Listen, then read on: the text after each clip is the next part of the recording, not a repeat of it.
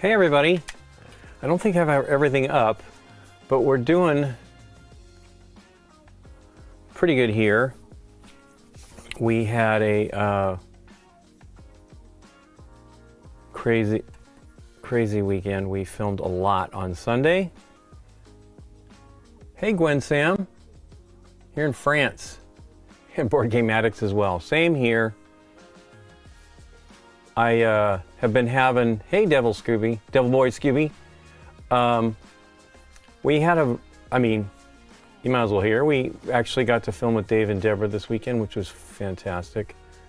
Because they had not been together for a year.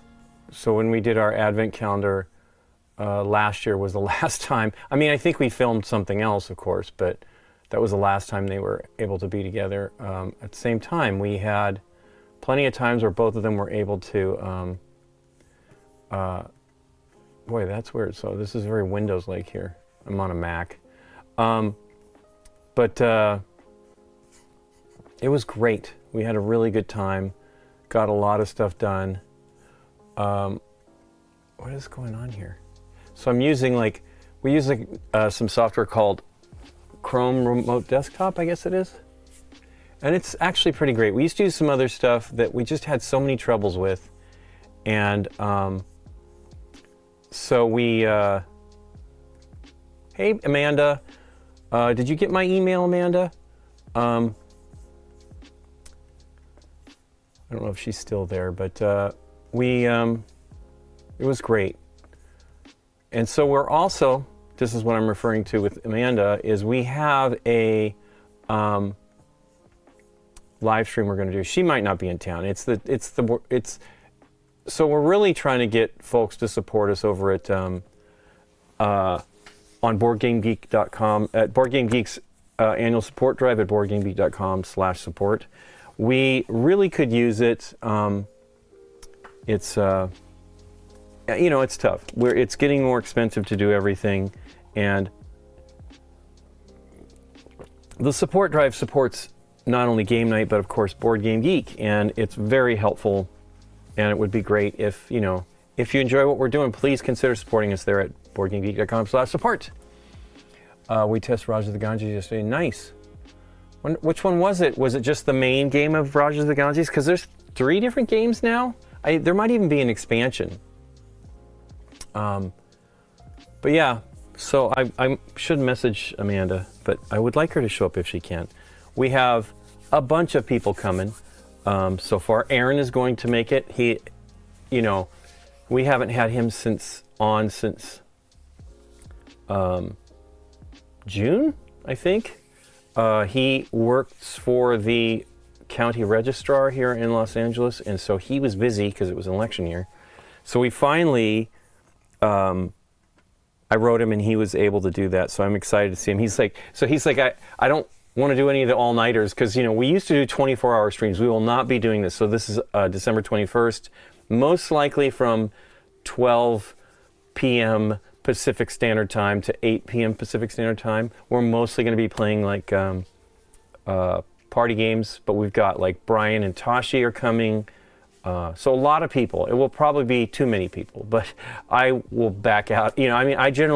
So Derek will be running the live stream, but I'll probably give him breaks. I'll have him message me and I'll take break. I'll cover the editing on the stream. It's a challenge. It's a lot of work.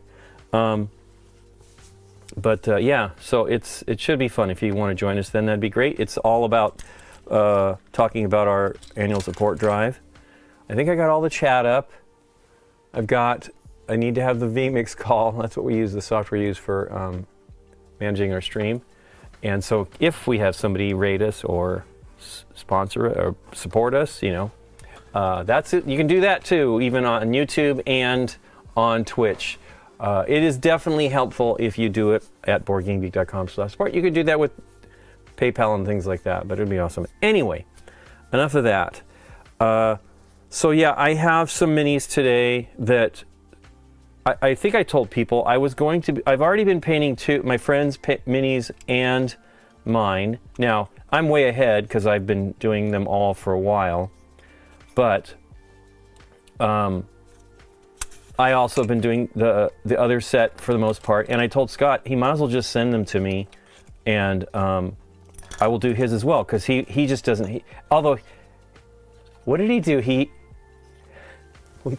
think we were just looking at his minis, and he had done a great job on them. I'm like, you do a good job. They're not.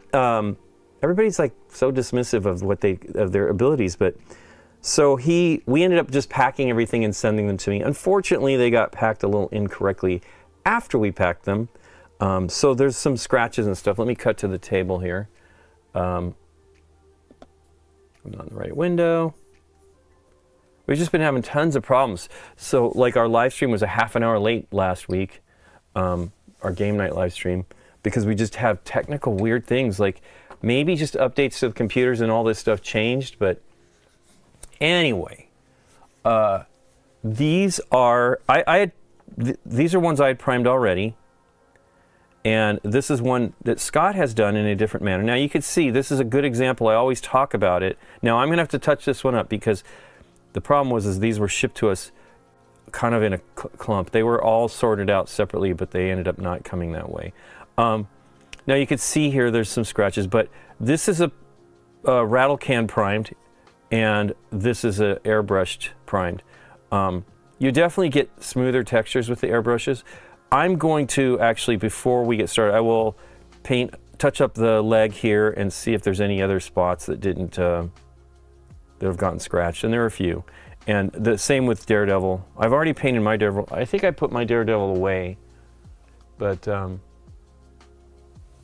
going to try to get through all of these. So I'm going to get through these few, and then I think I'm going to be painting the Marvel United Multiverse base box, because we're going to try to do that on the show, and I'd like to have them all painted. Hey YYZ, are you in Canada?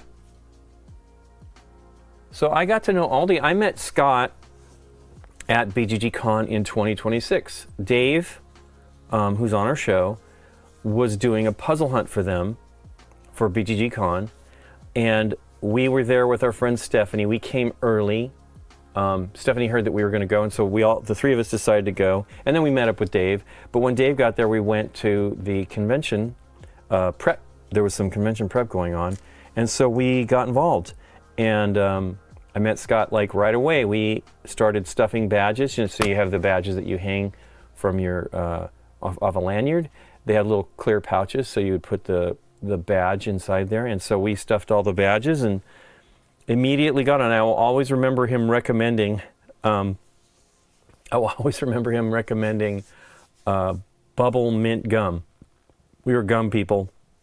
He's like, oh, this bubble mint gum. And we'd never had it before that.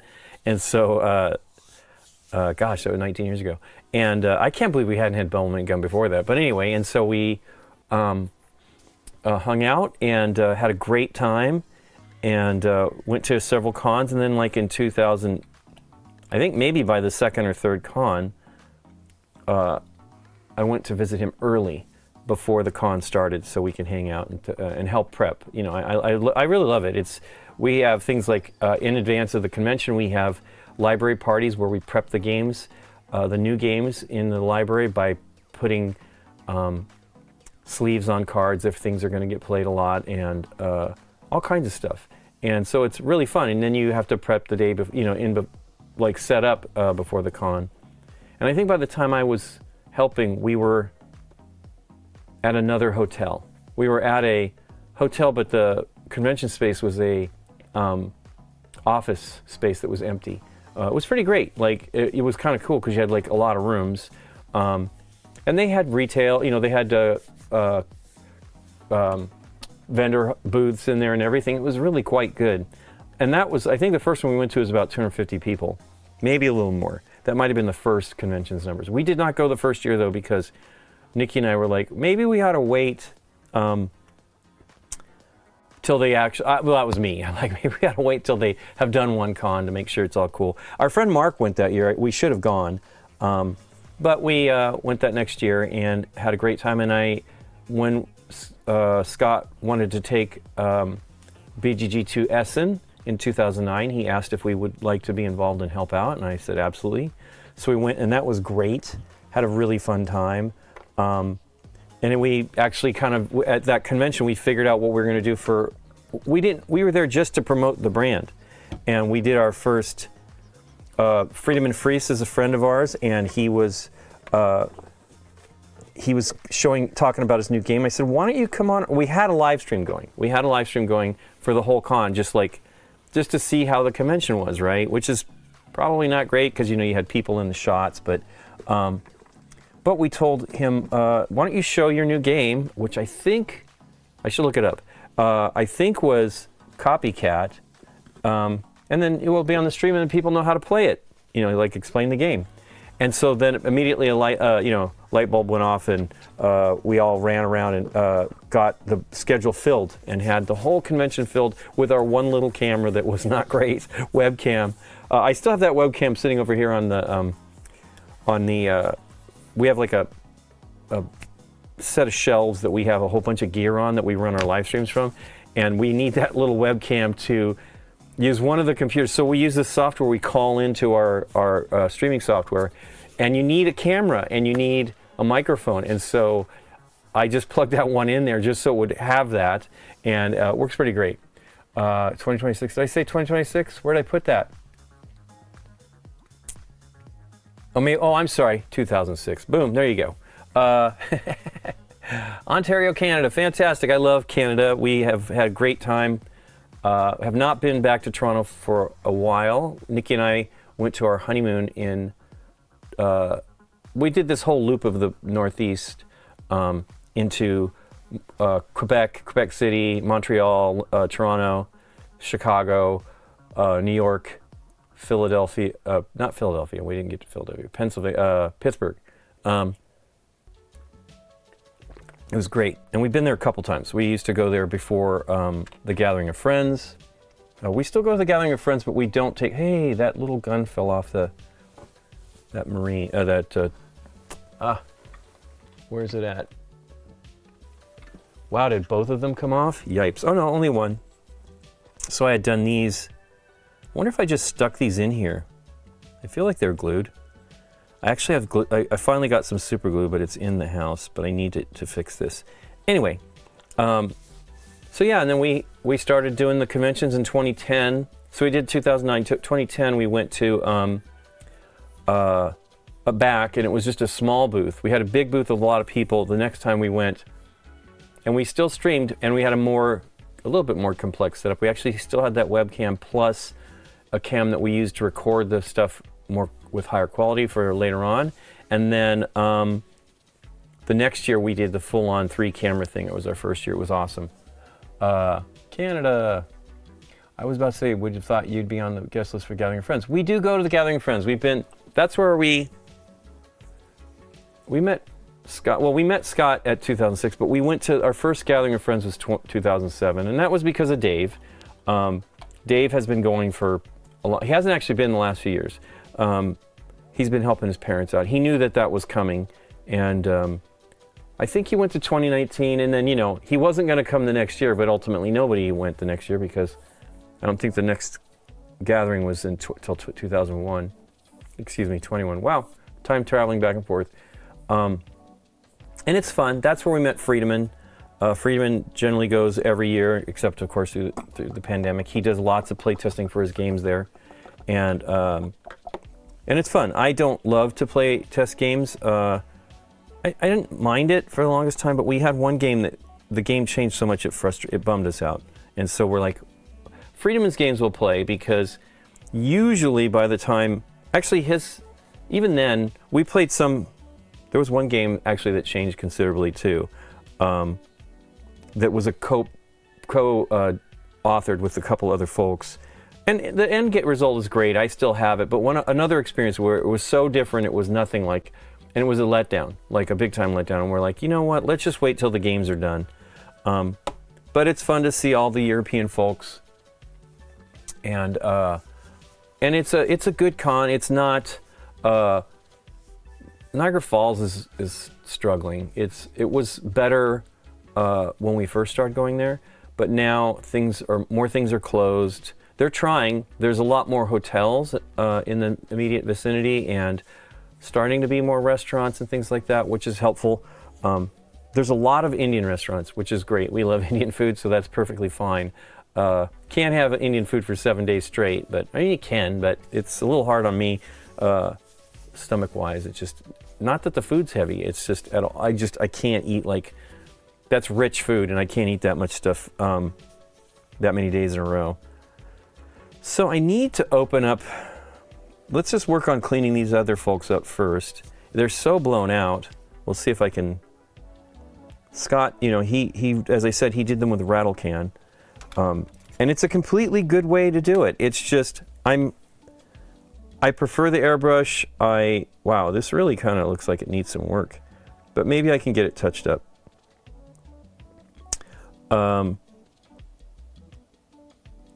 But yeah, that's the other thing with rattle can, right? You're a little less, I would say considerably less accurate with application, but they work great. I've done a couple of these with rattle can previously, mostly doing, most of the stuff I've been trying to do is the dry brushing thing. So let me get the white paint, but I'm going to probably, actually I think I'm going to get the gray. I'll get the gray and the white. These are the two colors I mostly use. So for me anyway, and I only learned this after watching a video from Vincent Venturella, where he was saying that if you use an off-white, you won't really notice. Let me see if I got my wet palette here, which is clean for the first time in a while. Well, actually, it's been clean. I just haven't been using it.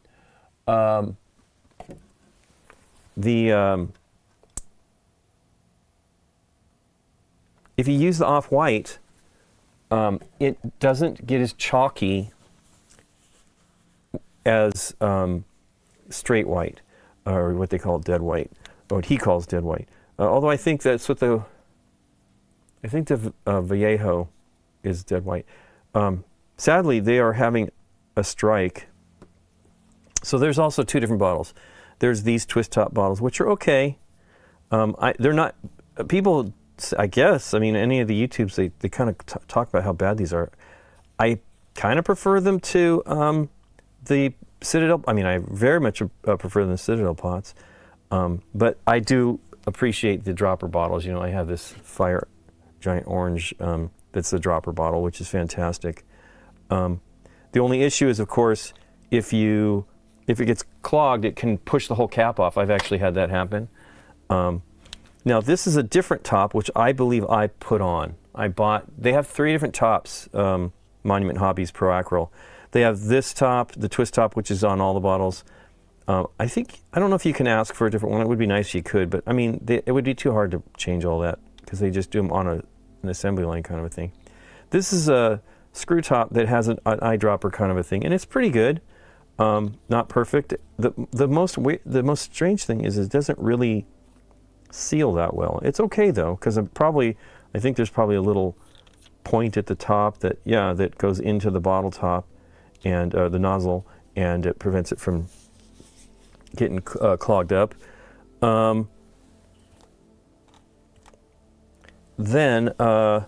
But I also used, I was mentioning Vallejo. I really want to go get some. It's a downer. They're having a strike right now, and trying to get, they're making lots of money and not passing it on.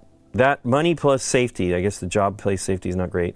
But I used their dead white recently, and holy cow, I have their old white somewhere, and I did not like it. The new one is pretty amazing. I used it to prime these minis. So I did these Games Workshop Citadel minis of the Crimson Court, and I used,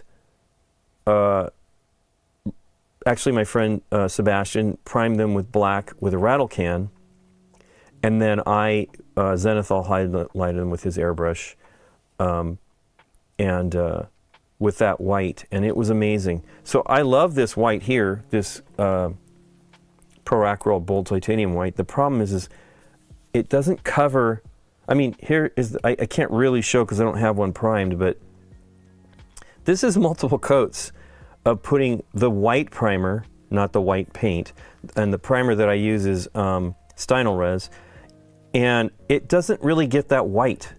I don't want it to be entirely white, you know, I mean, I want it to be strong. And so I think I want to go get this bottle of, get a couple bottles of that. Actually, I should actually try the, I'll show you the Stynylrez stuff. This stuff's great though. I love this primer. This one's the white one, of course, it's getting blown out. I have the black and the gray, and I use these just because they, out of the bottle, they're perfectly fine. I do thin them sometimes a little bit, but I mean, I've been using this for ages, and the white bottle, I mean, I've had these for at least 6 years. I've only used this much of the bottle. And that's kind of the thing about like rattle can, is that you tend to, I guess this one looks like, oh, so I've used more. There you go, I can actually see it this time. So I've used this much in all this time of a 16-ounce bottle, so probably a third of the bottle maybe. Actually, maybe not, right, because it's probably not full when you get it. And as you can see, this one actually broke, like in shipping, the top was broken, so there had been a little bit of leakage. But you know, I still have a ton left, and this was probably $20-something, and that's what a can of Games Workshop paints cost. I thought that Monument Hobbies was going to be distributing the Color Forge stuff from Europe. I know those are a little less expensive, and I think they even give you more paint. And they are basically, some of them are Citadel colors. I know they had some YouTubers do some videos, choose some colors and do videos about them recently, which was awesome. What's the name concerned with these characters? Oh, Gwen Sam, these are Marvel United. Well, I had two things. So this one here, if you were talking about that one, this is from Warhammer Underworlds. They have just gone through a redo of the series and launched a new box, which is $100, which isn't terrible.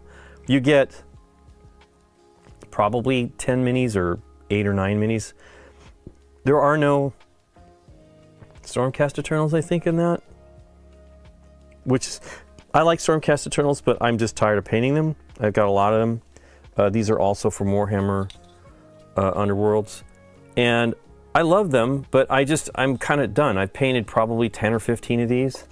You know, if you're painting an army, you're gonna do a lot more. That's what I love about Warhammer Underworlds. You're doing war bands. So this unit, here, let's just show you these. There are 4 of them. And these are amazing minis. I mean, this is where Games Workshop is just above and beyond, right? I always think, so I was kind of away from it for a while. I got into it in 2020? No. 2000. Wow, I am really having a heck of a time with dates. I got it into it in 2000, and I really enjoyed it, but I just got frustrated with the way that they do things, and it's not, you know, they're a business. But anyway, so yeah, I wasn't buying as much, but then I would get away from it. Like I would think, oh, look at these great minis from some other company, and then I'd see the latest Games Workshops, and I'm like, oh yeah, they're kicking. You know, they really do a great job. So, but these were all done in the same method, except, you know, obviously metallics. But these are all they were primed zenithal, and then I used the contrast paints over it. This was, what was this red? So Sebastian, I didn't bring any paints with me. And I actually almost bought some paints when we were at Essen, and I should have, but he was like, wow, you know, you really did a great job. That red is great. And I think this was, as a matter of fact, I know it was. It was like bright red. I have that one here too. It was this color. What had happened was the previous year, I painted these minis, and I used this. I had no paint, of course. This is Ethermatic blue or green. What is it called? Hold on. Might as well give you the colors. So anyway, I was using it, and I got this orange. So we were painting at a games day that they put together locally, and they all get together and paint, which is amazing. And it was a bunch of people, and we could not find an orange. I wanted to do orange, and Scott, he didn't have any, and the only place we could find any of the orange that I wanted, because I wanted either contrast orange, which would have been probably this one, the Citadel Contrast. I would have loved it. They didn't have any stock of it. And then they only had this one here. So I borrowed this paint, although it was version 1.0. It doesn't say 1.0, but 2.0, they changed the formulation a little bit so it doesn't reactivate when you paint over it, as much anyway. And so this lady loaned me her Fire Giant Orange, and I was like, holy cow, I love that. So then we went to Spiel, and we kept looking.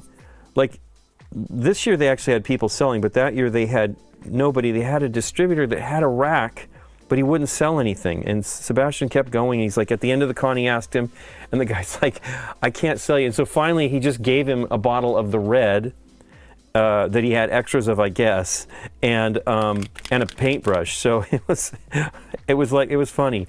But I tried it, and he's like, "Wow, that looks great on these capes."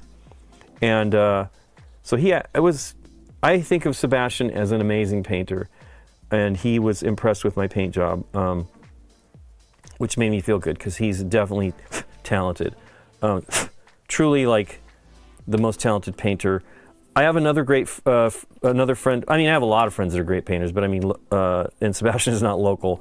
He lives in Germany, but my friend Alf, who was kind of one of the earliest great painters I knew, he just was so good. I don't know if he paints anymore. I sure hope he does, because he was great.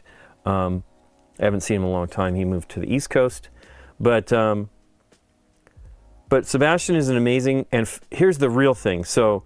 Those other guys are great painters. Adam Smasher is a friend of mine who's Uncle Adam on Tabletop Minions. He's a great painter as well. But, these guys are both, he and Sebastian are more like, let's paint quick, let's get a lot of stuff done, and still do a great job. And Sebastian is amazing. I'll sit there and I'll paint these 4 minis over the course of like 2 or 3 days, and he will have done 16 or 20 and a bunch of terrain. He's just really great. Do you recommend certain colors, or is it completely your choice? Devil Boy Scooby. I really love the Games Workshop paints. I have I don't have a lot of their regular paints. I have some of these standard paints, and they're good, but their contrast paints are amazing. But here's the thing, and I will tell you, 2 years ago they sent me the entirety of the new edition of the range. So there was originally like 36 paints, and I think they maybe added another 20 something or whatever. They gave me all those new ones plus all the shades, so they're replacements for inks. And it was very nice of them. I was doing something, I said, hey, I'll paint these on a stream. He goes, would you like the paints? I'm like, absolutely. And they're great. And in the first wave, I didn't buy everything. I was a little particular. I read reviews of some of the colors. I am now a different kind of painter than I was when I first used it. So these are things I painted. Where are they? I think they're on that. Oh, it's terrible. I put everything, here, but it's right here. So I think that's the most complete one. This is one of the first minis I painted. This is also Warhammer Underworlds that I painted with the contrast paints in the method they recommend. I used, I believe, this color, Gray Seer, as the undercoat, which is rattle can paint. And then I just applied the contrast paint directly over that. It's just all white, and then you put the color over that, and it works great. That method is really fantastic. Contrast paints and all these speed paints are more effective on this type of miniature, although I've seen plenty of videos lately. People have really just figured out how to use those paints better. But the issue is when you, let's see, I have one Space Marine that's painted with, I think he's not done. Now, I painted this with one of the blues, and it turned out pretty good. But you end up having things like coffee stains. There's some other names for that, but like little spots where it gets dark. Now, this is a dark blue, but I've gotten better at it and using that. But you can see it here on this shoulder pad a little bit. But I mean, it's not a big deal. Once you start painting all the other things and putting symbols and stuff on it, you wouldn't notice it. But smoother surfaces are a little more challenging with contrast paints and speed paints and express paints. Those are 3 different brands. Express paints are Vallejo, speed paints are Army Painter. But I also, so I get back to the story. I love the contrast paints. They're a little expensive, but I still have my first bottle of most of the paints that I bought. This is the Wildwood that I bought when I painted that one mini. I still have a lot of paint in here, and I've used this color a lot on these Marvel United minis. So these cost $7.80. I think they're still that price for 18 milliliters or 0.6 fluid ounces. They last a long time. So sure, it's a little expensive, but the paints are awesome. These paints from Army Painter are not as expensive. They have 18 milliliters, I believe, as well. So, you know, they basically are all kind of following along. Brush my hair. Yeah, 18 milliliters. So it's the same amount of paint, different kind of bottle. I actually prefer these bottles, to be honest. But I bought this set of stuff, and I bought these other war paints. I don't have enough standard acrylics, so I bought some of these new War Paint Fanatics. I was just going to get the basic set, and then I thought, you know what, I want more colors. The basic set is not quite enough, and this doesn't even have enough. There's like, if you want the full-on set of this, it's like $700, $750 or something like that. And you can't even buy that anymore. It was like a limited edition thing. But they have like a secondary size set that's about 102 paints, and it's too expensive. This set, I'll show you. This set was, comes with a stand, and I've got a bunch of other things on it, but it comes with this stand that you get in the kit, and then it's these 50 paints. And it's pretty good, and I'm not a big fan of buying sets, but I'm also a painter that's been painting for a long time, so I know, I wanted to see how these work. I should have bought the 10 paint set. I did not. Because you should find out if you like the paint before you purchase it. That's one of the reasons why I don't like buying a set. Additionally, if you're just starting out, you want to make sure you're going to do the hobby and you don't have hundreds of dollars invested in it and then you don't use the paints. Hey, thanks, Gwen. I do a pretty good job. But I love speed paints. I love contrast paints. I think my method gives me great results. Now, you know, this is larger smooth surfaces. I painted a whole bunch of the faces because I had the flesh tone mixed. And that's the other great thing about these. I was kind of picky about, here, I'll show you the flesh tone. I've used a lot of this. Let's see where we at on it. Can I see? I still have a lot of paint in here.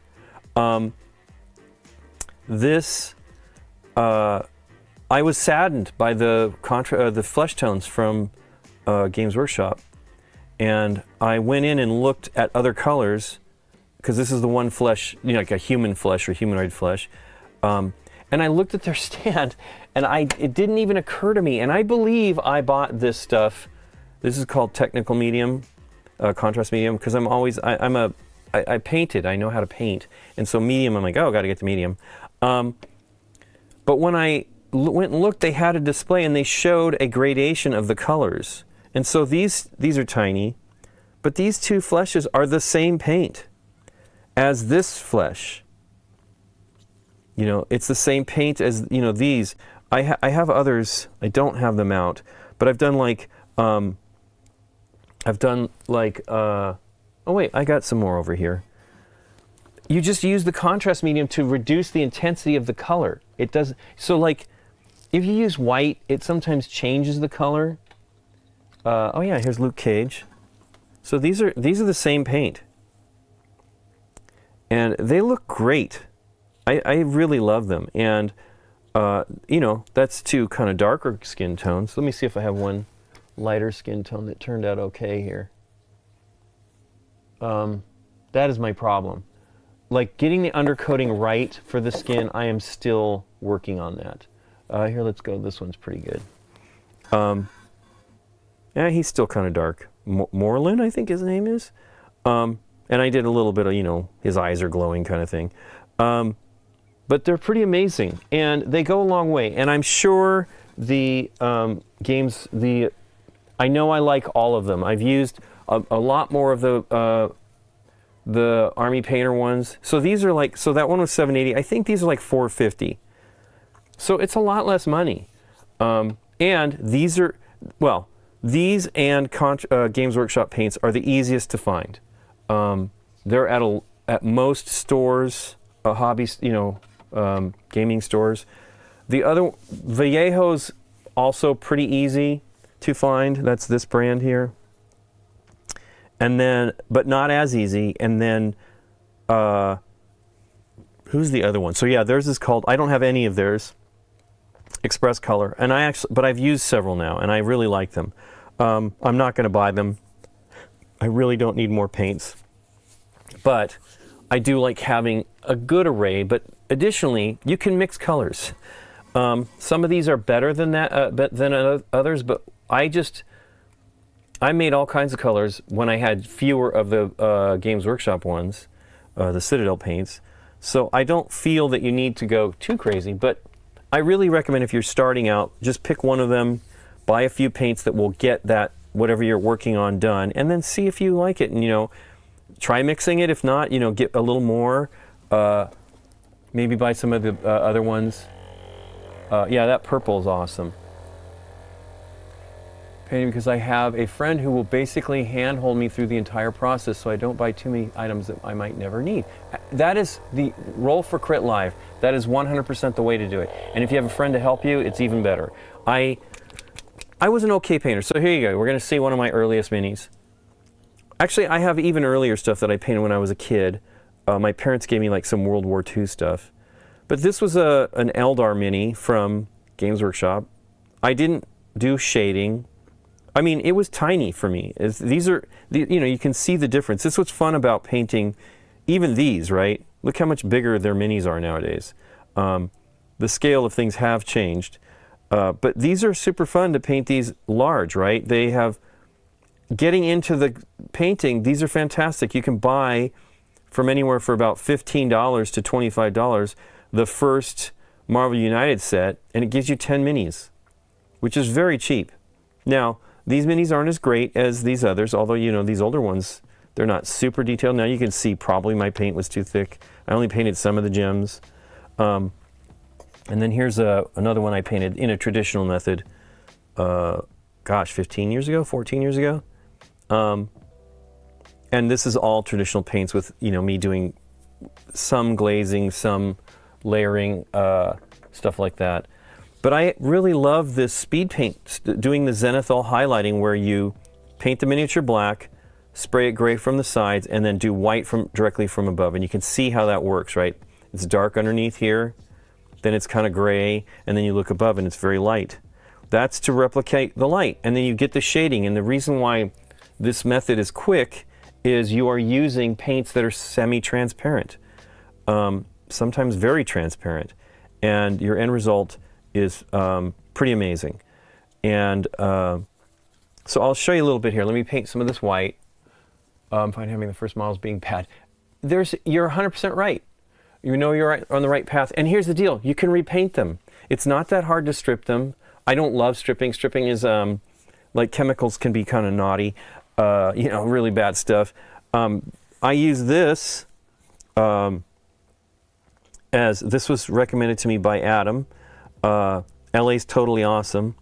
It is like a couple dollars at like the Dollar General store or something like that. I think I bought this at Dollar Tree, maybe.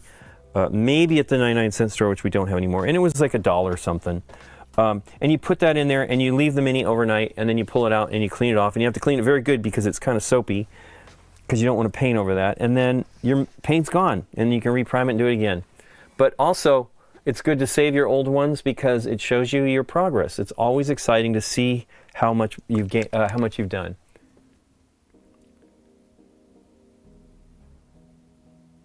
It does look good. I mean, I'm an okay painter. I've always been an okay painter, but you can see, like, it's tough. I mean, on the table you're not going to notice this, but like now that could be gluing these. This might have even been 2 pieces for the legs. I don't know.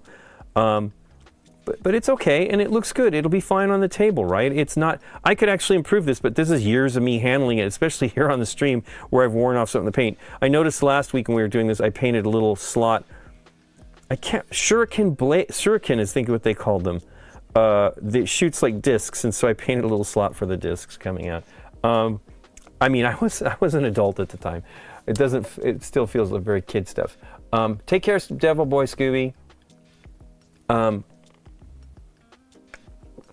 But you know, just doing it gets better. I've actually seen a bunch of videos lately where people are talking about focusing on getting the thing, doing the thing that you're trying to get good at multiple times at the same time to improve your skills. 100% that's the way thing works. That's the way things work. I kind of, for example, like when I'm working on something, if I solve the problem once and then don't do it again for a while, I have to re-solve the problem. My brother and I used to be good about taking journal notes about what we did to resolve problems. I wish I was still doing that because it's very helpful. Because, you know, like when we were doing like technical stuff, solving computer issues. And so, you know, you're like, oh, what do I got to do? It's better to actually have, hey, thanks for the follow, Red Rain Zero. So yeah, they, you will, if you keep doing the same thing a little, like, for example, I just watched a video, I think yesterday, from Miniac where he was trying to improve his skill at OSL lighting, which is, that's redundant, it's object source lighting. And so like if you have something that's glowing a specific color, it'll come on, be on the Mini. I've done that, actually I showed you Moreland, I did an okay job on that one. I was doing his cape, you know, I airbrushed white over that and then some colors over it, and I airbrushed the flames. I mean, you could see it went up on his, I had to go up on his legs and stuff like the color, but I mean, this is flames. I would imagine it may be much brighter than that, but you know, it's all abstract and representative anyway. I've done that on a couple other ones. I think the one that he's definitely not out. I did the, is that over here? I did, it's not the greatest, but I was really happy with the end results. Oh yeah, this is most of the stuff's over here. So I did Dormammu, and I like had his flame hair or whatever, project color down here. I did some on changing the color of the clothing, and it was great. I mean, it's really fun.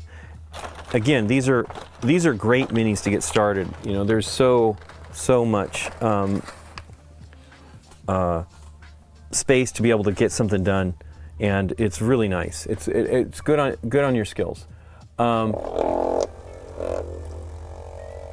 I have Kill Team. Darn it! Let me change that. Sorry, I did open the Kill Team box that they sent me last week. Yeah,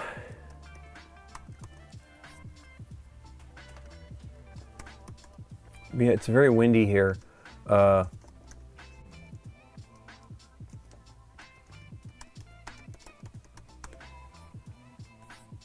And we are definitely, they're worried about fires. It's definitely a problem here. Whenever the winds get real crazy.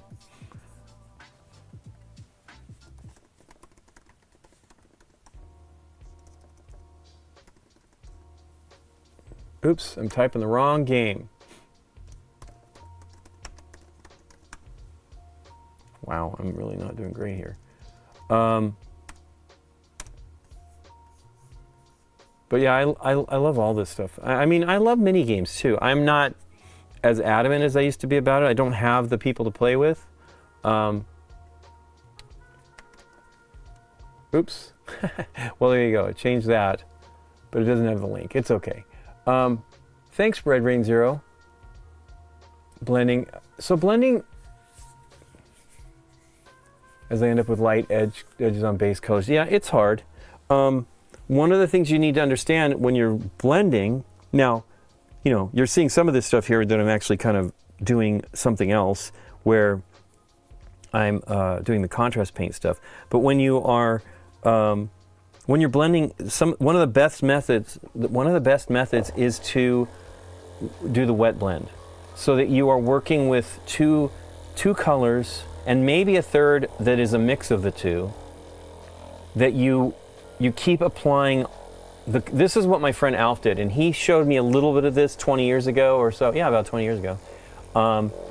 And I never got as good as him at that time. He was amazing, but you work it, but not too crazily, and you use thinner amounts of paint so that you can do that blending.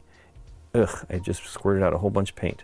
So you can do that blending, and it will come out, your end result will be really, and you just keep trying and get a little bit better at it.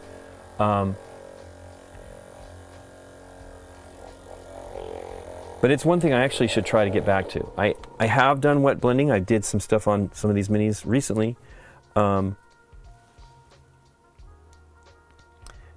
also look at other tools. So an airbrush is amazing. I have lots of airbrushes. I've airbrushed since I was a kid, actually since a teen. My mom and dad got me for Christmas an airbrush, and I ended up becoming the airbrush guy in high school, art, and college. Not completely, but I did a lot of airbrushing and got good at it. And I'm okay with minis. I'm not they're generally small. There we go. Boy, I think these paints are getting thick. I've had the white one for a while. I wonder what's going on. I actually had two of these, the white, maybe it's just the pigment. The white and the transparent white. That's another paint from, I think I have most of the, if not all of the transparent colors from Monument Hobbies.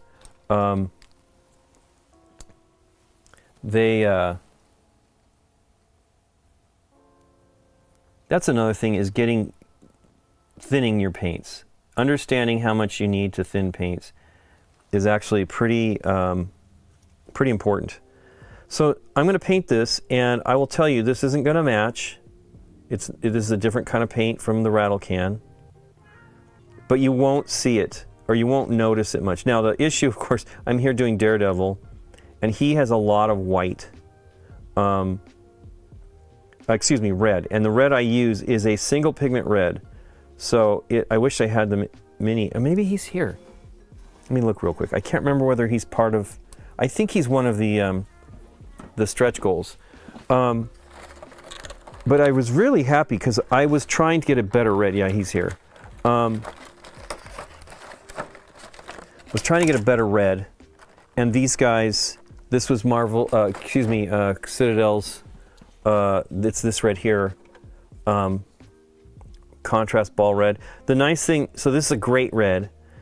The issue, of course, is it is a single pigment. Single pigment paints don't work like, the single pigment contrast paints don't work like some of the regular contrast paints, where there's actually, here I'll show you. This is one of my favorite colors here, and it's black, it's a gray, it's very dark gray, but there's a bunch of white pigment in it. So it's part of the whole thing. When you mix it up, it gets, you have to mix this one a lot, especially some of these you really have to mix them a lot. And it becomes part of the whole color. And that shading is part of it as it settles, and in the ridges and stuff like that, to give you the shading. This one here is a clear, pretty transparent paint, and the shading is because of the airbrushing. So I did the zenithal highlight, and then I did the red, and literally this is just the red. I didn't even dilute it, but you can see it's pretty visible. So you'll see some of my little blemishes because of the touch-up job, but it's not terrible. And I have two of them, so you can see Scott's is much brighter. Does his seem taller? Sure does. That's weird. Wow, that is weird. So yeah, I'll touch him up, and then we'll try doing some of the color. We'll actually just do some of that red.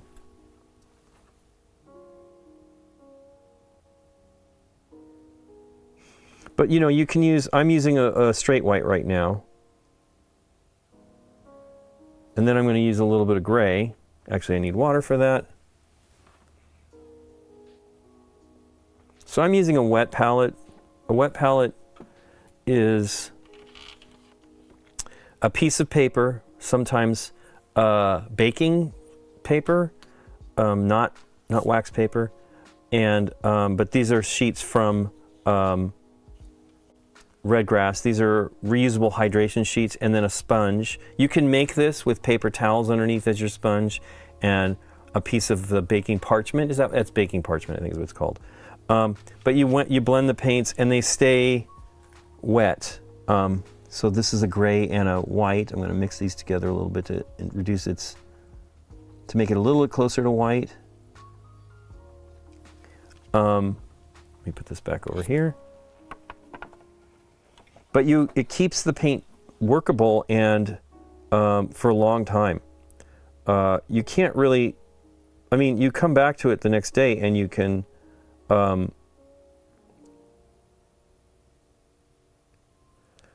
sometimes use the paint, but you really shouldn't. What happens is it separates. But like, as I'm saying, most of the deal with these contrast paints is once you come back over this, you won't even notice it. Once it's dry too. Actually, well, that's a little too gray now. Thought I was going to get it light enough, but I didn't. Okay, let me just try to smooth that out. It will. So the paints go on kind of. You don't want it to be thick, but they flatten out as they get darker and they flatten out as it dries. I do not want to touch that, which I was just about to do.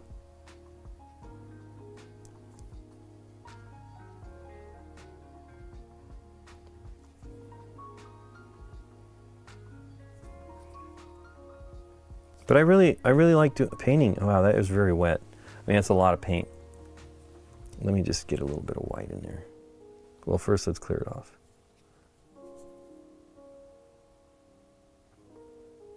But that's one thing you can do, is you can just wipe it off. So I'm trying to I just touched where I painted all that stuff. That is one thing you have to be cautious about. I'm actually not using a stand, which I should be using. So these are, I have many different miniature holders.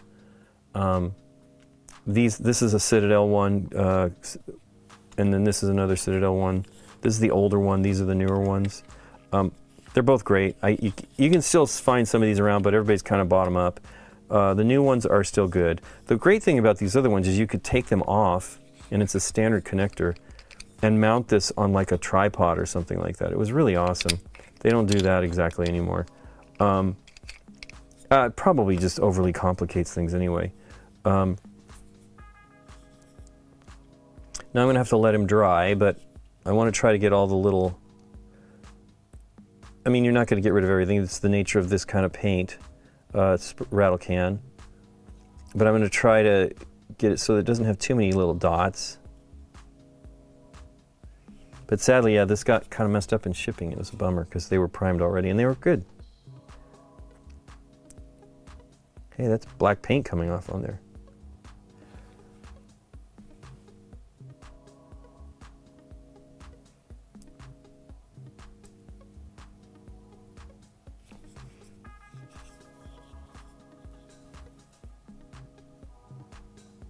So that's light.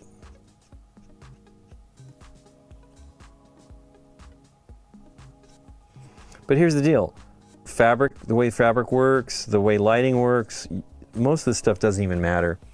You can come back to it and fix it, and it's not even noticeable. Most people will just be so excited that you've painted the minis.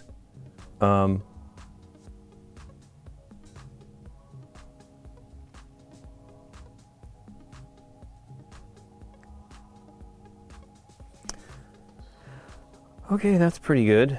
So you can see Scott kind of, you know, he's doing it with a rattle can. He did a really good job, but there's blue. And I have the same problem with airbrushing. Like, you don't notice it. Now, it probably won't be a big deal. It'll probably look kind of purple, which will be perfectly fine because there'll be a blue and the red. Let's fix this one's face. I think she's, oh, there's some stuff with her leg, that's right. But I'm going to try to lighten her face without overly applying the white. It is really... So I did a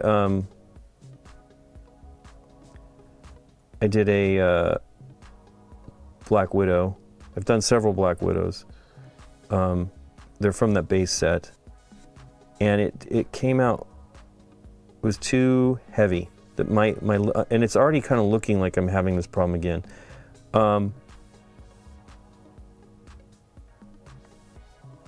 I don't want the brush strokes. And wow, you can see this is kind of a yellow. Now this will be okay for flesh. Or a flesh tone actually already, kind of the gray.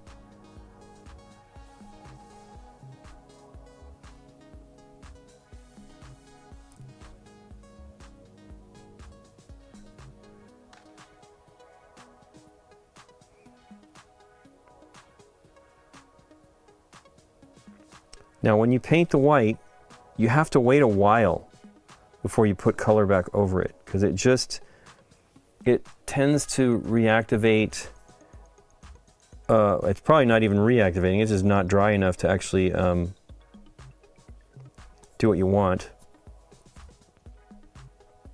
Since I already kind of have almost a flesh tone color already, I will probably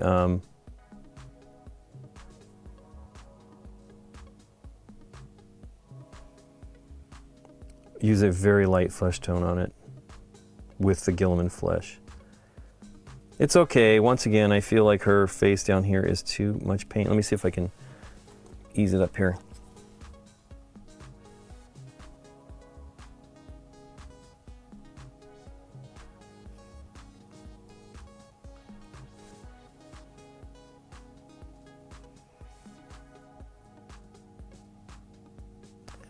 So I'm basically thinning the paint out a little bit.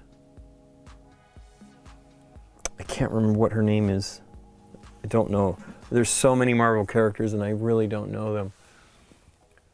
I imagine the tripod arm mount could be nice more for filming purposes. Probably so. It is good to hold it in your hand. So here's the deal.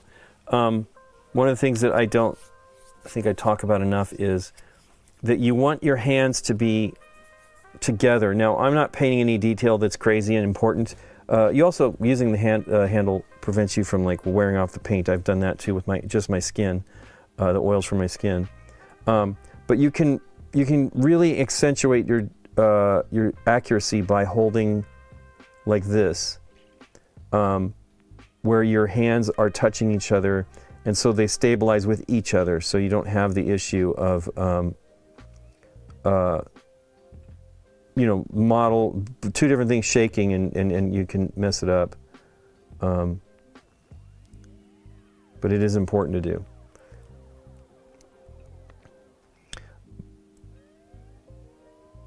But I have done that. So what you can do, if you have it on a stand, you can just keep your hand here, right? Everything's on the table, so you're going to get some stability there. So you could use the tripod thing. I have a little teeny tripod over here that I used to use for that. It is now holding the little, what they call the confidence monitor, that I can see what I'm on camera here, that everything's working, which I don't always see. So yeah, I tend to cheat the faces, right? If I'm going to do this directly from above, it should be... Now, remember, light coming down will bounce off of objects and back up on objects, so it isn't really a big deal, but I definitely like the shading because, you know, these guys were done this way too. Dark, light, so it's darker on the bottom where, you know, theoretically light is not coming, and it works pretty great. So there's hair on this, probably from... Who knows? Maybe for me, but I don't think that's what it is. Boy, I did not do a good job on that thigh. Boy, you can't really see it. It's so blown out. It's so white. Where's that hair?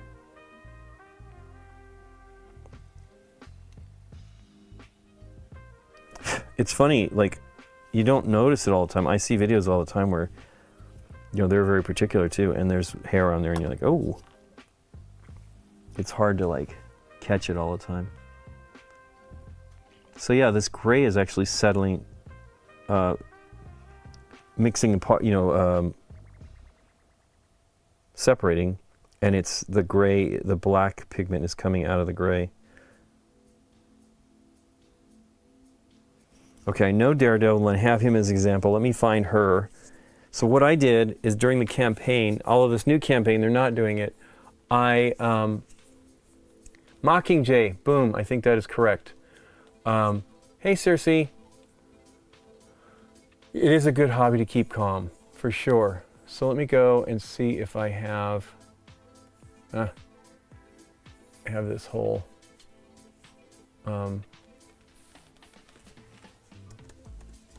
I saved all the images during the campaign, and you can go back to them, they're all available, but I don't know Marvel stuff that well. And so, and I also don't want to think about it. Like in this case, these are existing characters that have color schemes. You can do whatever you want, but I like to like at least sort of match it up.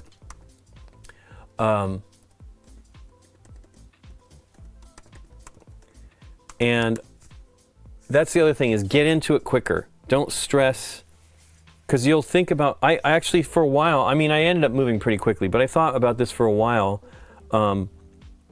What color scheme I want to do. This is not an established Craft World color scheme. It was just me doing something. Oh yeah, here's another blue one that was also painted with the contrast paints. This is Titus, Lieutenant Titus, which is the character from Space Marine 2 and stuff like that. But yeah, the faster you can get in there and not, you know, and not worry about it, and you know, Roll for Crit Live has the right attitude. Don't overdo it. Don't stress it. It's going to be, it's just better getting going, and it's super, well, number one, you'll know if you're going to enjoy it, and number two, it gets you so that you actually are painting. Anything that holds you back is really not great. Make yourself a little workstation. I have, it's covered with stuff. Where is it? Oh, is it inside here? Nope. Or is it? I don't know. I have a paint tray that allows me to put some paints on the tray, carry it into the living room so I can paint while Nikki and I are watching something on TV. Make it easy so that you can paint. I have this established workstation here that I stream from. I still want to have things to be able to bring into the house, but this is a perfect situation. I can come here, everything's pretty much here, and I can get started. I do have a tendency, I don't have a ton of paints, but I have probably a lot more paints than most, but, and I have a tendency to go a little bit, get too much stuff on the table where I can't find things. I actually try to have everything,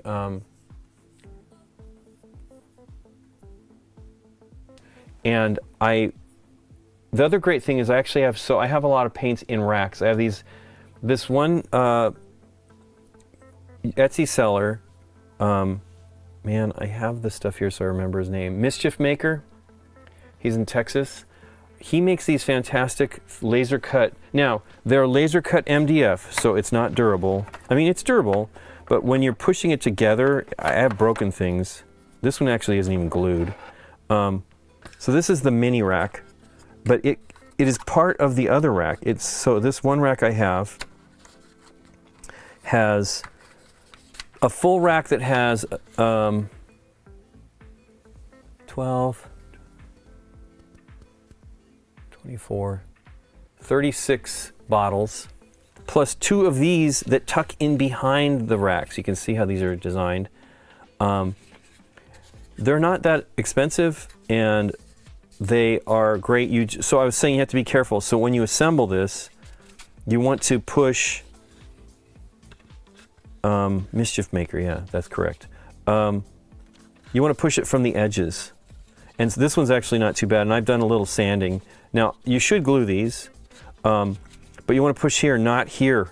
I have broken many of these and had to glue them back together so it's at least usable. Because I press here, like this one's easy because it's a smaller one, but the bigger ones actually have a center support, and and that's where I run into trouble. So, but I love them. I think they're great racks. These other ones from that one I showed earlier that was from the Army Painter, they are selling those for $25. That's pretty cheap too, and they hold 50 bottles plus some more stuff up above and lots of brushes. And it's a nice rack, but it's not great. It actually doesn't, it only partly wraps around the bottle. These other ones are actually all the way around. I will say though, maybe partly around the bottle is not so bad because as I was saying, like on this other one, I break them. But it's worth doing. So let me look up Mocking. Am I logged in? Yes, I am. Hooray. So yeah, I saved all the images. The latest DC United one, they have only done some of them, and lately they used to show as the campaign was going along, you know, after the campaign was over, as the production's going along, they would send out photos of the painted minis. The Big Child Creatives are the designers of these minis, and they also painted the minis to show what they look like. And I think in all the previous campaigns, they painted them all and showed you. The downer is on this newest one. There is a how to paint book, and I bought that book in the campaign, but I don't know that they have every mini in there. So I might be, because like they would just show illustrations of the miniature and then show like a white mini. Actually, probably not white, probably blue or red or pink. I mean purple. So let's see here. You say Mockingbird. Well, I'm still going to stress it, but I just need to get myself over the initiation wall. The other reason I'm glad I have a friend teach me, I find it easier to start something if someone is there with me, even if we're just in the same room doing our own things. 100%. We used to paint when we had Alf and my friend Daryl and Daniel somewhat. I mean, I kind of feel like it was Alf, Daryl and me mostly painting. Maybe Chris, our friend Chris as well.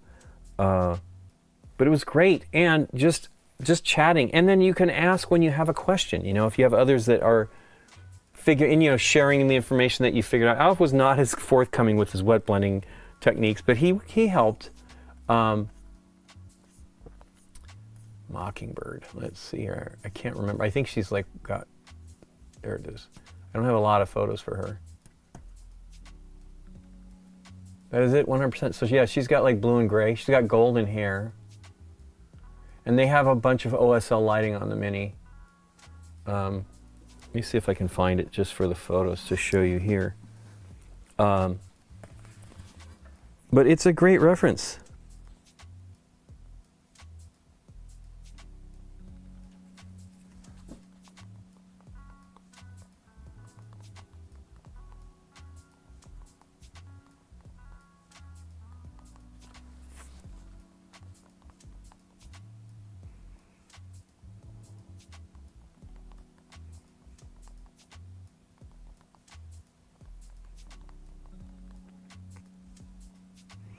Okay. Marvel United. But I've been trying not to buy so many minis. It's really bad. Because I have too much to paint. Well, I already have too much to paint because I'm doing all of these.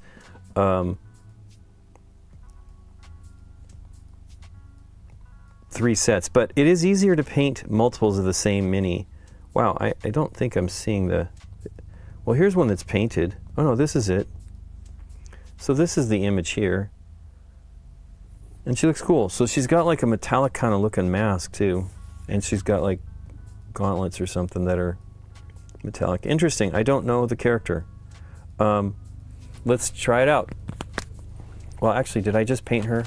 I think I did. Let's give her a little bit more time to dry. I usually start with a face. I think I did an okay job with her, with the smoothness there. It does feel like right there, and that just might be, it just might be whiter there from multiple layers. Hey, there's some stuff on her rear end that didn't get done. That was the other downer, is the initial campaign did not show the backsides of the minis. So the first Marvel United didn't show the paint job on the backside. And so you just use your imagination, but you're from the color schemes that you already got going on. But I was saddened lately. The last 2 that they did for Marvel United actually showed those, which is great. So she has blonde hair, so I kind of want to make sure I get the scratches okay here. It's not going to be very blonde because it's, well, it might.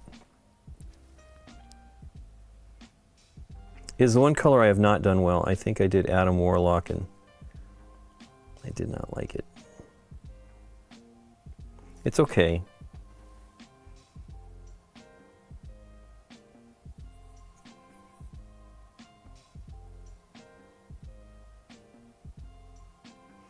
But definitely look over. So this one's Scott's, and he did not scrape the. Let's actually try doing that over after the fact here. I try to do that stuff, scrape the mold lines before I. Oh, that's over on the table. Let's try to use the mold line scraper. I try to do that before I prime, so I don't have too many problems. So this is just a non-sharp. You just have a sharp edge. But it's right up front, so I kind of want to try to remove that. I don't know how good of a job I'm doing, because I usually use an X-Acto knife to do these, a duller X-Acto knife.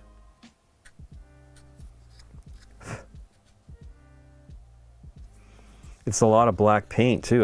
You know, the rattle can definitely puts a little bit more on. So that looks okay on that other side. Let's see if we can touch this up and see how it turned out.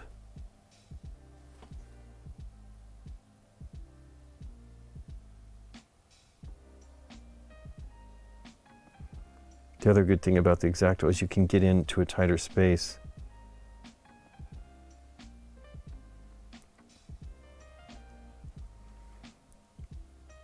So yeah, you can see here I didn't get it clean. But that's pretty good, and it's not as... So I got some of the paint on her face. Let that dry a moment and put a little more on. So one of the things about when you're painting, you don't want to work it too much, because you start to tear the film of the paint. Particularly with contrast paints. I mean, all paints really, when they start to dry, they get that film over it first, and then if you're, you work it, you tear it, and it just does not look good.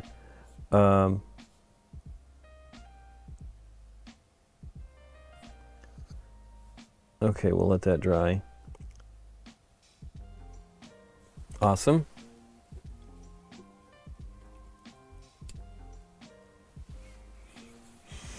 Okay. Now thinking about Gwen Sam saying, "Good habit to keep calm."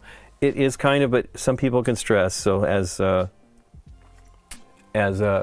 Roll for Crit Live is saying, you tend to you get worked up about it, and if it's not working out. But the thing is you just got to be patient, and your end result, I feel you'll just get better and better. I mean, I know you will. You just have to keep giving it a go and trying, like I said earlier, work on the things that you're not doing well, and then once you get that move on,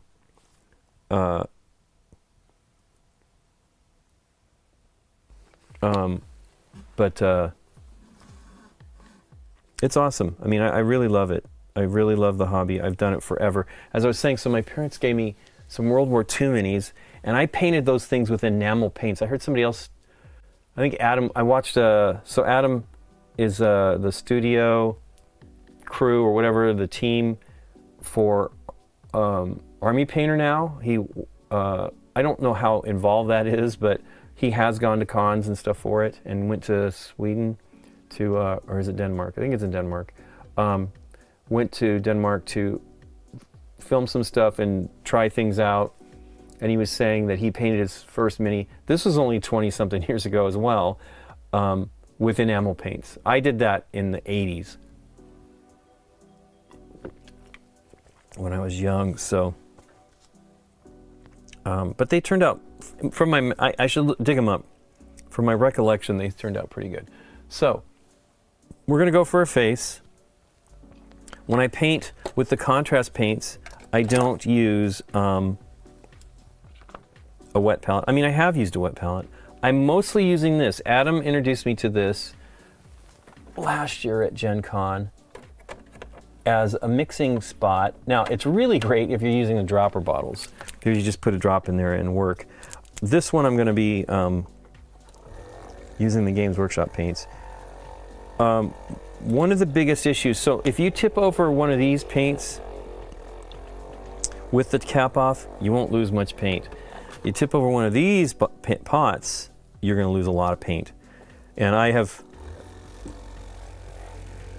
don't think I've used up any paint pot yet through just using it. I have spilled 2. Spilled one of these bottles, and fortunately it didn't hurt the paint, and I was able to I finished it off and used it up, but I lost a good chunk of it. And then the one I showed you earlier, this is the replacement pot. I have another Basilicanum gray, I think it's this one right here. You will notice, oh wait, no, that isn't it. Where is it? Oh, here it is, duh. So this is one that spilled. These were both, this was very mixed when I spilled it, and there is no pigment settling to the bottom. So something happened when I spilled it. I lost the bulk of the, so this is basically like a shade now. So I ended up buying this bottle, which this still has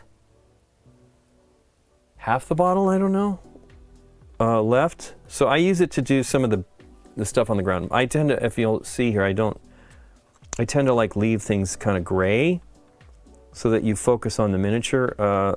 I don't think there's anything wrong with doing that, putting color on the base. I do a little bit sometimes, like here I put some skull, I put a skull and a little bit, because there's a chain there and a bone. Oops, you can't see it. So I put a little color, but I think I want you to look at the mini. So it's my own interpretation. Others do lots of great stuff with grass, and I've done that too. But like, you know, heck, this one doesn't even have any basing. I never even got to that on this one anyway.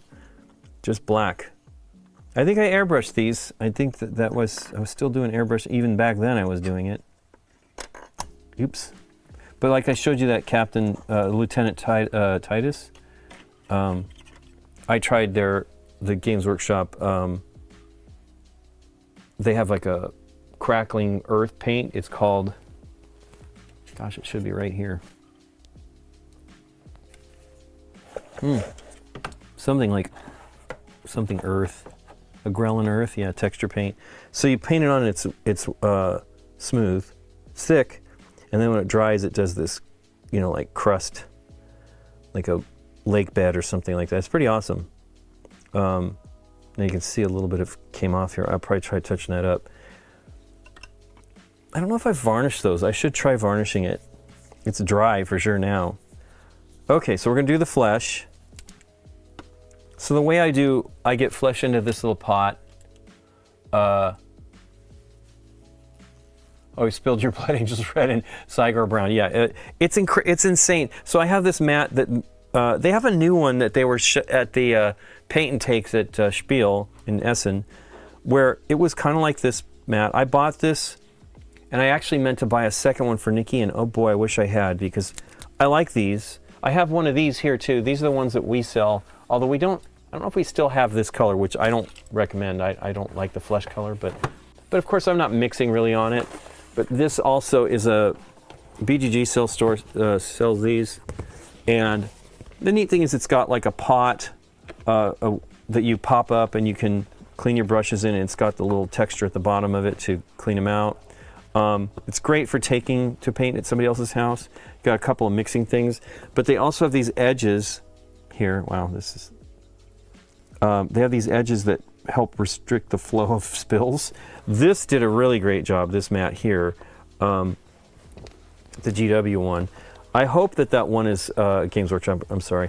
I hope that those ones that I saw, they will be selling, because they are great and less intricate as these, so it's probably worth it. So I was talking about spilling. So these they do sell, and I also have some 3D printed ones that I've made, because oh my gosh, you spill the paint, it's over. So one of the things about them is you open this lid, and here's a thing that you can knock and knock it over. I've done it a couple of times. It's no fun. I actually have that red, this ball red, for whatever reason, I almost always leaks. I have no idea. So like this, you can see some of the red that was still in there.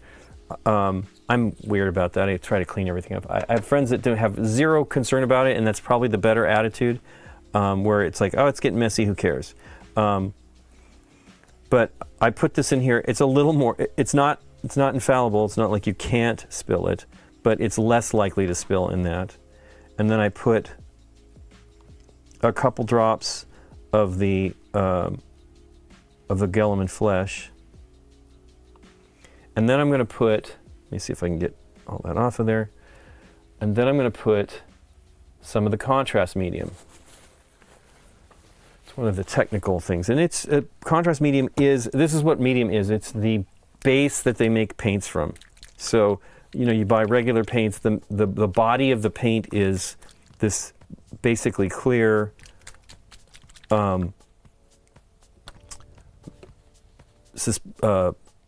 I guess it's a clear fluid essentially, but it's to suspend the pigment in. And but if you do that with this, it's very light. I was saying I use the end of a brush. I use these. I bought these brushes from Amazon, Royal and Langnickel. They're not expensive, but they come with these non-brush handles. They're just to protect the bristles. But I like to use them for the paint. You should actually probably start with the contrast medium if you don't want the color of what you're working with in there. I do not know the shade of how much you need to thin it. Again, she's starting with the color, a bit of color already. So I'll probably add a little more.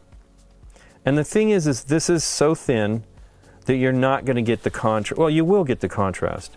You know, the shading will peek through. But it's also, you can build it up. You don't have to worry about the layering, because you're not counting on it to do your shading. It's all working underneath. So I did not paint her eyes. Let me move this. It always focus on that thing. Notice it's pretty dark. Now I'm putting it on thin. Thin-ish.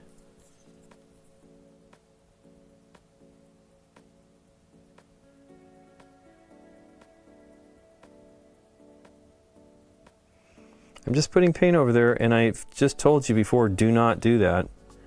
It starts to mess. So what happens with these paints is they don't have a film. They tend to gel.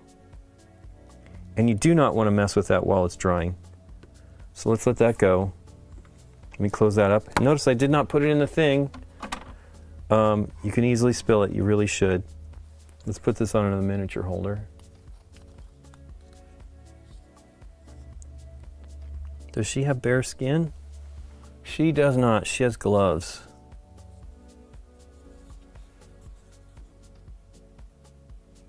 Her neckline seems to have some color though. Let's see if I can get some in there.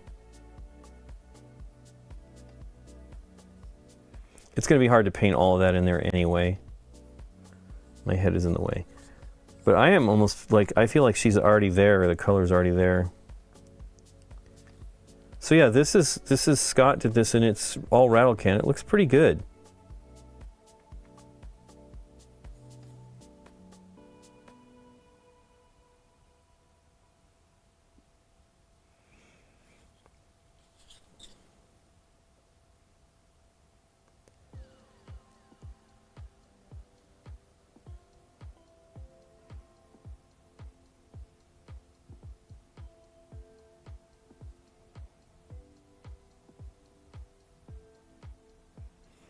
Now it's going to be, they look like kids, right? So it's like kids with dirty faces here. It will have a little bit of that because of the shading of the paint, but it should be fine. You're looking at it from above. That shading is not a problem.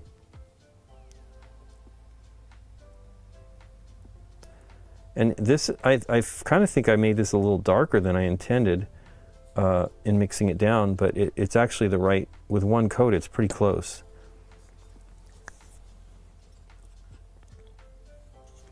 Oh, I have him. Oh, he's already got his face done. She looks pretty good. Not perfect. Now I had to, you know, it's me touching it up, which is okay. So you can see it's pretty bone dry already. I'll do one more coat. Lightly.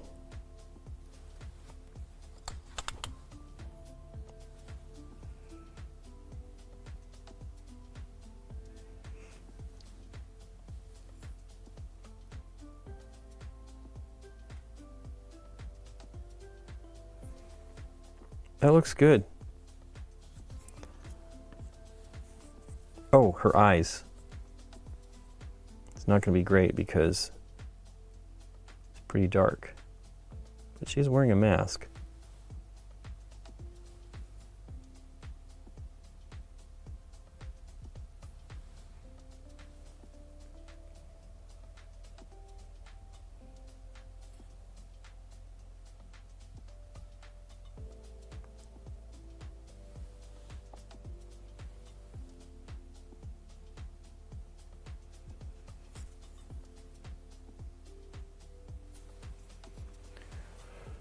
Hey, Cube 2 the third. It's going good. I am painting some, well, this is Mockingbird, right? Is that what we just figured out? Yeah, Mockingbird. She's from the Marvel United first wave, one of the stretch goal minis. So I'm working on, it's a different, so this is Scott, the owner of BGG. This is his minis. He primed them, gosh, he probably did these 3 years ago. Or more. He primed them using a rattle can. Turned out totally fine. I see some spots here on her leg that should be touched up a little bit. Although I think it's a dark color down there, so it won't really matter. Because the dark color does a pretty solid job of covering up, which is not, I mean, it's contrary to what contrast paints should be, but I'm sure a lot of that has to do with pigments and everything else. I think I got a little bit of the flesh tone on her nose. So let's, on the mask, I mean, excuse me. Of course, she got some on the nose. Looks pretty good. I have done some custom units, not in a long time. That is one of the things that, now, you can do it. You can cut stuff easily enough. And I've watched plenty of folks doing it lately on YouTube. But I used to do where, you know, the Games Workshop minis were really quite flexible, where you could take stuff from one unit or another and put it on, you know, use the head or the weapon. And that is all great. I mean, I think they do, and they're still there somewhat, but when you use these Marvel, Warhammer Underworlds, you know, this is the pose. Now, I could cut these wings off and put different kinds of wings on. I could cut the head off and do a different kind of head. It's totally doable. They're just not as simple as they used to be. Because number one, you probably will be taking a head from someplace else because it won't be something that you cut off another mini unless there's lots of clearance. And I don't know that I would have that clearance.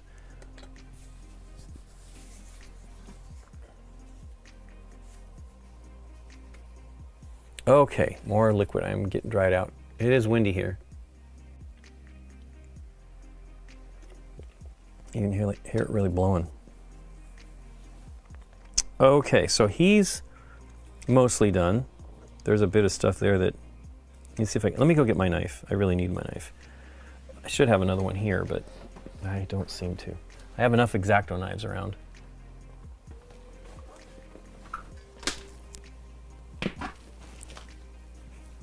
Gonna see me fall down here. My foot is getting better, but it is still a ways away from being normal. Really, yesterday we did a lot of walking and it was, is that right? It hurt last night for sure. But it hurt like on Sunday. We did not do much walking. We did film, so we were sitting in chairs the whole day, and that's hard on me right now until the heel completely heals. I fractured my heel at the beginning of September, and so it's been healing all this time. So I was on crutches, and when we went to Essen, which was only 3.5 weeks in, I got a knee scooter, and that worked. That helped. Nikki was talking about trying to push me around in a wheelchair. I'm like, you can't do that. And so then we went to BG Con 3 weeks after that. And so when I got back to BG Con, I was at about 8 weeks, and the doctor told me to try to go without the boot. I didn't have to have a cast. And it's okay, and some days are better, but man, it hurts. It is definitely a pain. And I've got, I'm one of those go guys with lots of working on things around the house. And it's mostly Nikki, like she's putting up Christmas decorations, and I climbed up the ladder yesterday, and she's like, I'm like, I'm okay. But then I was walking around yesterday, we went to Costco, and Nikki ran off to do something, to look for something, and she did find it. She was looking for dates. She's making cookies with those. And I walked, and I took 2 steps, like one, and then another step that wasn't bad, and then another. There was a sharp pain up the side of my ankle. I'm like, what is going on? I really don't know. And I saw Dave, not too long after we met him, he broke his ankle. And I don't know many people that have broken anything. My mom hurt her foot, but she doesn't really recall the amount of recovery time.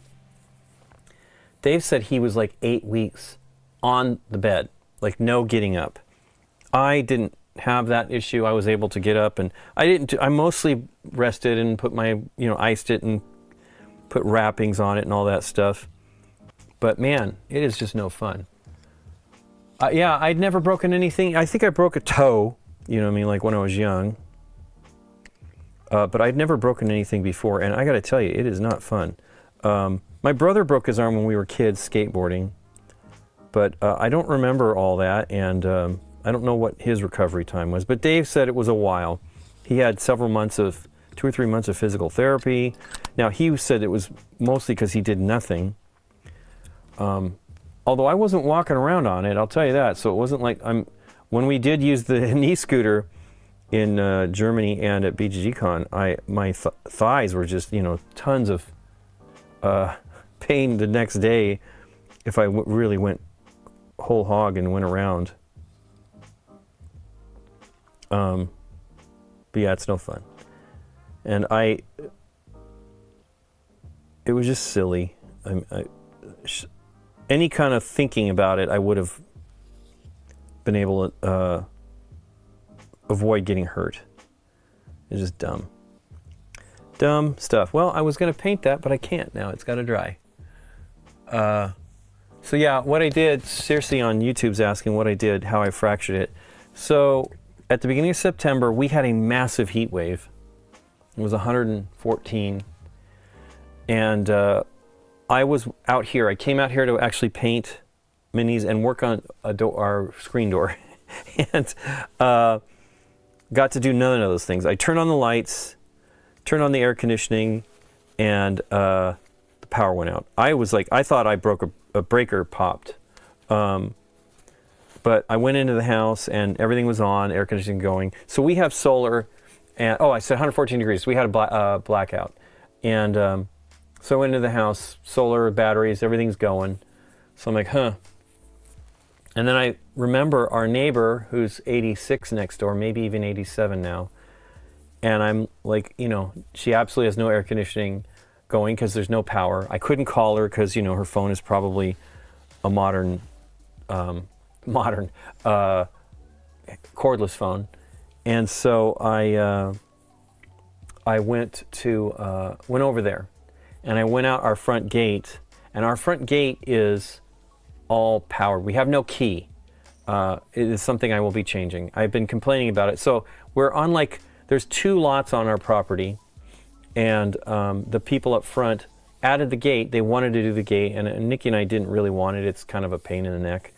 And but they never gave us a key. And I mean, I've asked many, many times.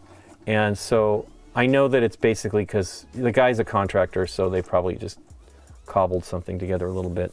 So I went out the gate and I locked the gate like I always do, because I just have this built into me, close the door, as I'm closing the door, lock the thing. Lock the gate, and I realized this, I'm like, oh. And so I went to my neighbor's place, knocked, she didn't answer. And I was worried, and I'm like, huh. So she might have been afraid, I don't know. I called her in later and got a hold of her, but after the power's back. I come back and the gate is locked, and it's tall, it's not a low gate, and I think I can get over this gate, and I climb over the gate, and as I'm climbing, the gate is breaking, like pieces of the fence is breaking, and so I'm kind of freaking out, and I'm bridging over the top, and I was going to just hang over the side and drop, but I ended up jumping like 4.5 feet, 5 feet, landed, thought I was fine, took a step, fell to the ground. My right foot the heel was fractured. And so then I called Nikki. So she wasn't here. If she was here, I could have called her cell and she could have come and let me help me in. But she was at her parents. She goes and helps her parents out on Fridays. And so, and there's neighbors, the front property. I thought she wasn't there. It turns out she was there. So I could have called her and gotten some help. So I jumped over the fence dumb. But I could have just gone in my neighbor's yard, the side neighbor, our 86-year-old neighbor, and just climbed over the 3.5-foot fence. I don't know what I was thinking. Maybe scratch myself or tore a shirt. Would have been a lot smarter. But yeah, not fun. Hey, you know what? There's a whole bunch of mold lines on his head. I'm going to do that too. I do not like it. Let's just use the one. This seems to do a pretty good job. I mean, I use it all the time. I think it's great. The newer version of this, I think, is finer. Like the tip is finer. You can't hurt yourself too easily with it. I mean, you can hurt yourself with anything, but I think the tip, if it's a little finer, to get into areas you can't easily reach. So yeah, you kind of need to. It's not important, but it bugs me, right? I see those mold lines and I'm frustrated with myself because I'm actually usually pretty good about dealing with them. And particularly when I assembled this last week on the live stream. And I went through and did a pretty good job. There's a few. Now this is a model that does not have a lot of obnoxious mold lines, and it was one that somebody came on stream like, why is he tearing those minis off the frame without using a knife or clippers? The design of them is to actually, you push at a specific point and they pop off. They have these little tiny connection points here, which is amazing. Like their injection molding is amazing. And I just wanted to try one. It turns out the one that I showed you, the Titus, I believe that was push toolless removal from the frame, but I didn't notice it and I cut it off. And holy cow, it is way better. There are some issues with it, like I don't love, that's just the model. Actually, can't even see it. Like any of that stuff is like, who cares? I did 2 models. Where's the other one? Did I put it back in the box? But I was so excited to try them. Oh, you know what? I haven't assembled it. It's this one here that's laying in shambles.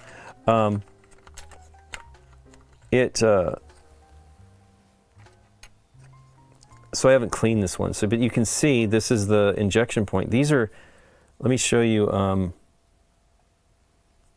don't know, some of the other ones. You can usually see it, like all these these Warhammer Underworlds.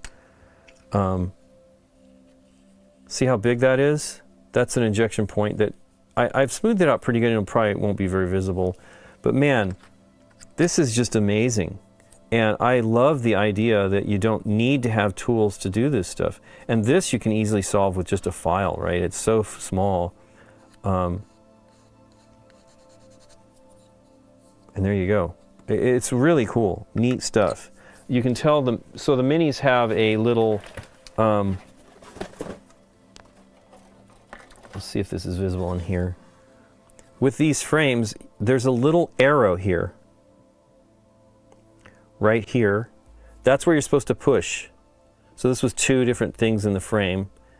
And then you would twist it off. So like this one has 3 points, right? Connections for whatever was here. and there's the push point. You would push it off and then you twist it off, and it was very fine connections. It's really amazing. They told us about it last year. I'm like, wow, and he's like, he didn't have any to share with me. It might have even been that many that I was showing you before.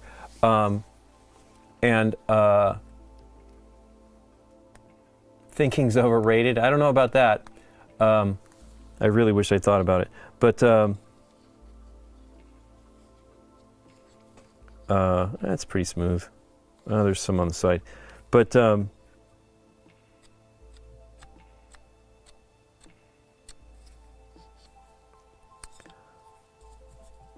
it's crazy how much black is coming off. I'm not used to that because it's painted with rattle can. Now I don't know if he used. I think he was actually using all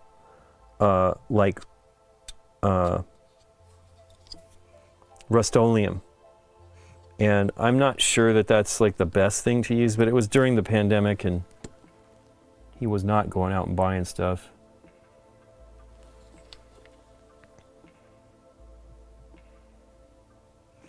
I don't blame him. I put in an order. I might have even told him.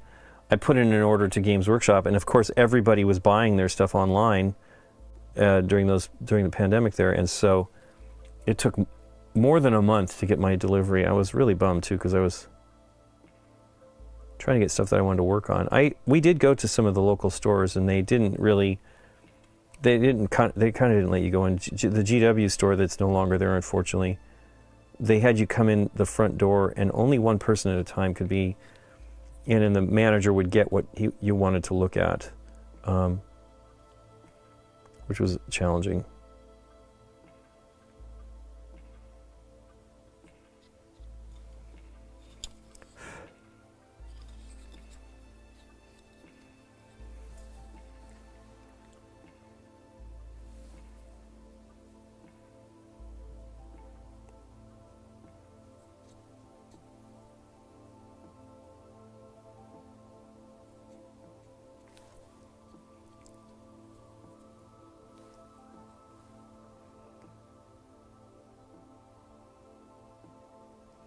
But yeah, Nikki's been really working overtime on it. It's rough. I'm really happy that the knee scooter worked out in Germany. Even though it's crazy, Germany, we went to an event and there was no public elevator to get to the next level, and it was 30 steps, and I had my knee scooter, but obviously I'm not riding up, but Nikki I think had to carry, somebody else might have helped carry it up.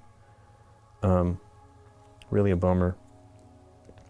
Actually, the last night in Essen, we went to dinner with some friends, and there's a train stop half a block away. We get over there, and we try to go down the elevator on that side of the street, and it is being refurbished or whatever. So we go to the other side of the street, take the elevator down, and then take the escalator down, and we are on the wrong platform. So we need to be on the other side of the track, and so we go back over, and the escalator worked out going up, but the escalator going down, so the elevator going down on that side and the escalator going down on that side were out of order, and so I had to go down 30 steps. It was such a bummer. We were going to try to take more Uber and stuff like that, or taxis, but and we did when we got there. Our friend we stayed with before the convention got us a cab, and we took it to the hotel we were at. And but it was such a crazy mess. Like the few times we've ever taken taxis during that event, the town is crazy because it's just people living there and doing stuff. Then you got all thousands and thousands of people going to this convention, and it just was not great. Well, there you go. That's not too bad. I've touched that up. It probably won't be too visible, and it's definitely not the same as the mold line. We'll let that dry now. Mockingbird is cleaned. I don't need to take that off the stand. We'll let him dry before we put that red on. So we've done her skin. Let's try the hair. It's so funny. I don't really know. Let's try one of these.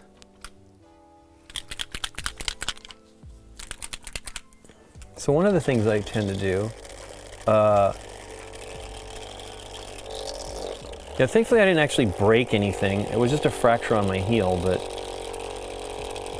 I mean, now I watch people. I was watching a Marvel movie with Nikki the other day, and they're jumping, and I'm like, these people are crazy. I don't need that. I mean, I won't be jumping. The stupid thing about it is, firstly, I had just that week was upset that we still haven't gotten a key. This is 7 years. We don't have a key for that gate. The guy that refurbished that house up front and wanted to put the gate in, he didn't live there anymore. It was too expensive for him to live there with a friend. There were two bachelors. They both had like divorced their wives and stuff, and it was too expensive. And they have solar too. That was the deal. He says, "Why do you need a key? The gate is solar. You'll be able to get in." I'm like, "Well, what if there's no power?" And sure enough, can't get in.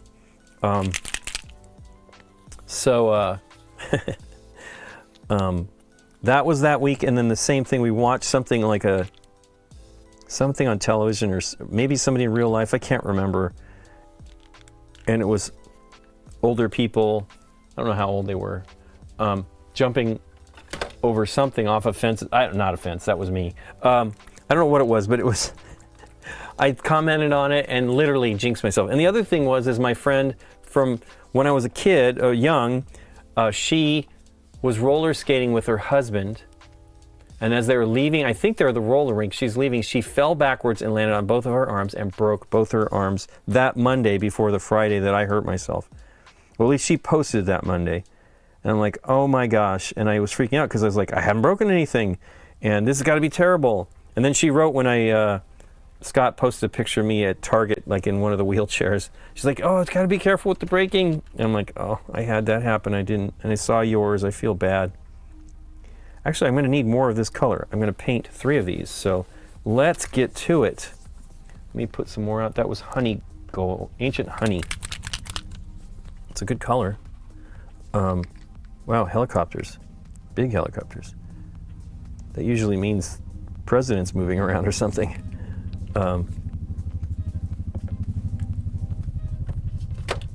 We are not far from a freeway that is used as like the guide to get through. What did I just do with that paint? Oh, it's right here. Not really the paint. This is the speed paint medium. Same idea as the contrast medium.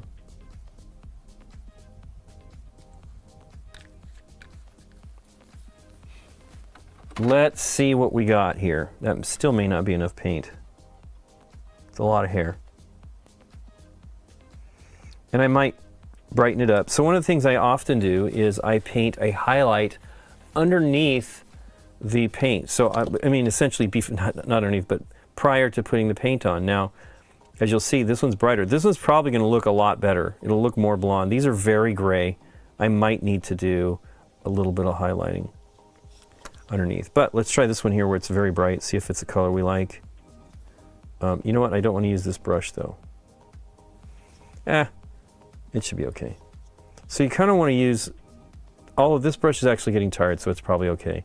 You kind of want to use a brush that you're not worried about poking into the crevices and stuff like that, because that's how this works. Oh, one of the things I saw where they were recommending is that you work in swirls with somebody who was talking about that. And it was like they'd seen on a GW thing that we've been painting this stuff wrong. So I want to try that on armor and see if that works. Because, oh, you know what it was? I think it might have been Lila Mev. Because she was a, like, you know, do it in one flow kind of a thing, which is the way I've always done the contrast paints. And she wasn't convinced totally that this is the right way to do it. But especially since I'm doing in zenithal, I kind of want the paint to be as smooth as possible. So maybe this is the method. We will find out.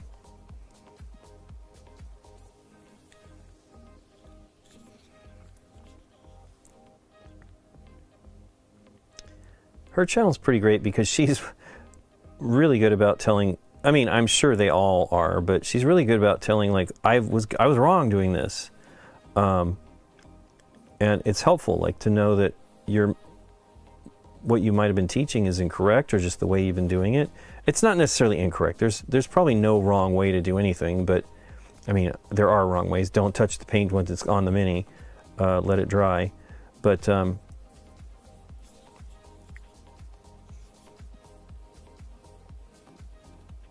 this is yellow. I'll probably put a little brown in here and stuff to make it look a little more natural. Her hair is pretty yellow though.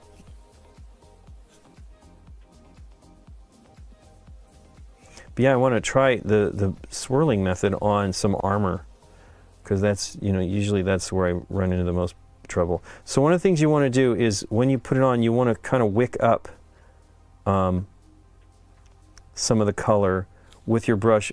As long as it doesn't have a lot of color in it, it'll soak it back up, and you can redistribute it elsewhere on the Mini, which is the way to do it.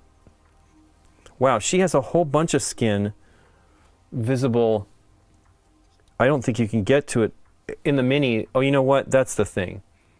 The Mini that I'm seeing in the picture is not the same as the Mini here, because when they do the campaign, the miniatures are resin prints. And so they change them as the production goes, because just to make manufacturing feasible. And so her staff is further away from her, and you could see her, literally it goes right to her chest. Hey, you know what, I'm going to probably have to paint that. I can see some of it. The paint is probably drying though. That's the problem. You definitely need to, when you do it in the little fidget popper here, it doesn't extend the life like the wet palette does, that's for sure. So you can see it's blue under here. It's not going to look that great, but it should be fine. Be green.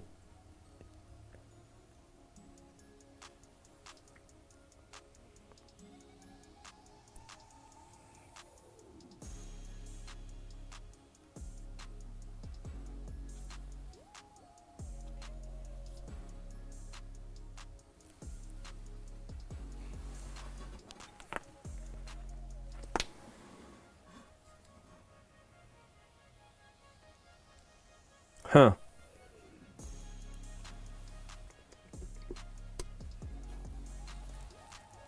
That's still pretty damp. Let's see if I can get some of that in there without making a tremendous mess. It really should have a paper towel, but this is another thing I learned, is these makeup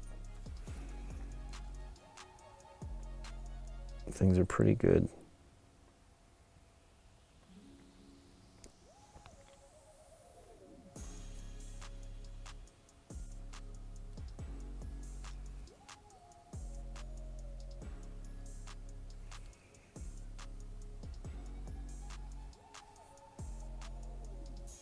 It's got a little bit of flesh tone in there. So let's get to these. I'll take this off. I have more painter mini holders. Oh, I did. Look at that. This is different. This one is closer to her torso. Is it the same on both of these? It is. Wow. Interesting how that even happens. Well, there you go. Should have known that we could see her upper chest there. Oh well. So yeah, I just, as you saw, I got a little bit of yellow paint, so it's a little wet under here. But again, you got to do that quickly because it starts to dry and then you'll tear the color off. Not bad there. Let's go with the hair here. See how it looks on this.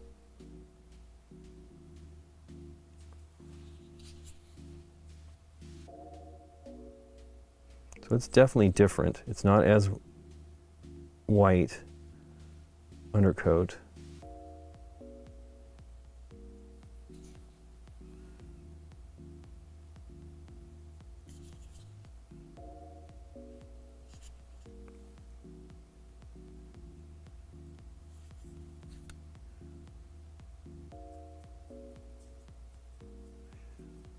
Wow, I didn't even see. There's like some mold line there. They assemble these minis. They pre-assemble them, which is it's where I run into troubles. My brain is already like, oh, it's already ready to go. Prime them up. Now I clean them before I run them with like a toothbrush underwater to clean off the mold release stuff and things like that. And you'd think I'd notice that stuff when I'm doing it, but I'm always in a hurry. I really need to spend some time just doing priming and stuff like that. I've got a lot to, I want to get these all ready. It's much quicker if I have them already primed and ready to roll, so I can jump into another miniature instead of having, because I always end up doing the priming either the night before or the day of, depending on when I stream.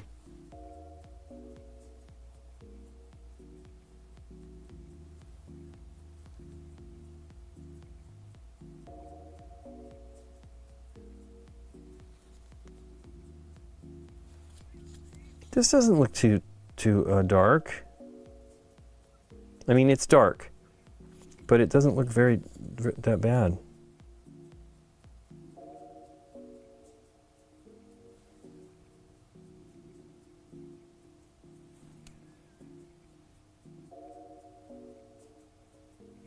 Wow. Did I do all that on this one? I did.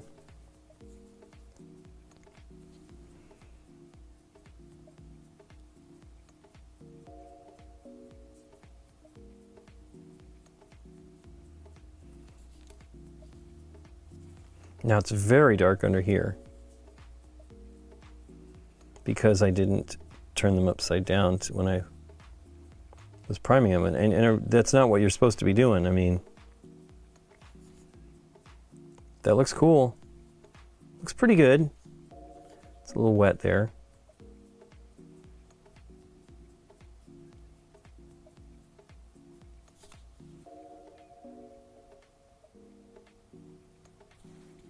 Yeah, and I did thin this a little bit.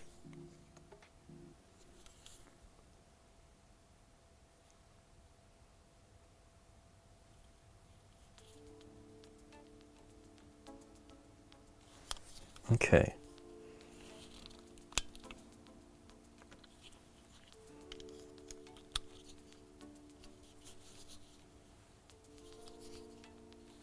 So I think this is brighter than the previous one.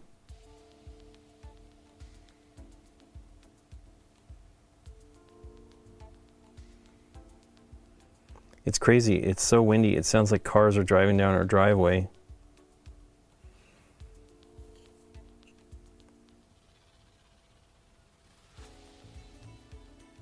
Usually when we have this kind of, it's the Santa Ana winds, when we have this, it gets hotter, warmer. I mean, maybe it is warmer, but it isn't really very warm.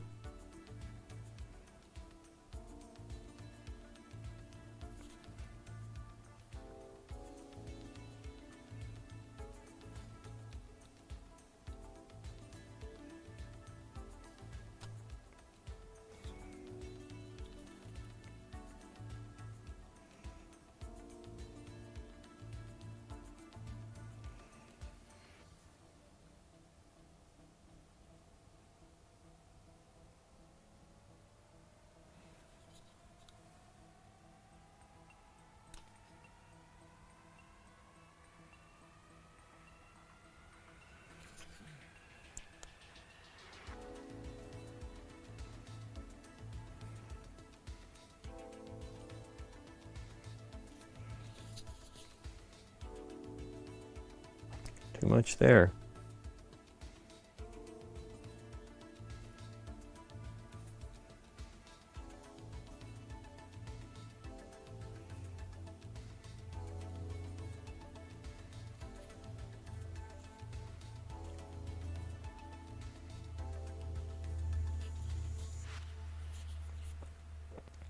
Oof, I got some in her eye. It's probably not that noticeable.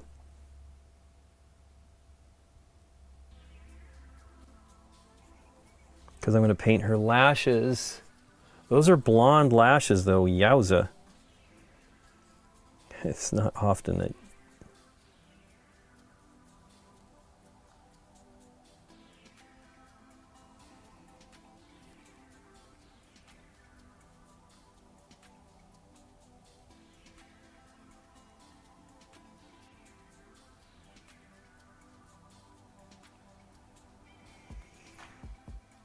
That looks okay.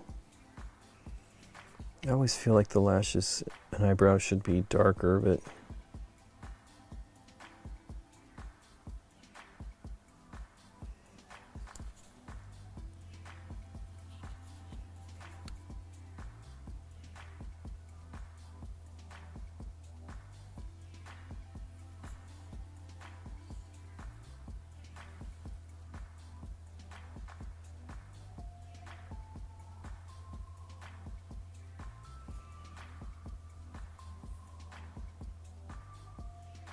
now you don't really have to go too crazy reaching inside. It's not really going to be visible to most people. Like I'm getting in here trying to get her hair on the bottom edge. But if it's something that's, you know, people might pick it up and you think that they might want to look at it, then you might want to go in there a little bit and try to at least have the color.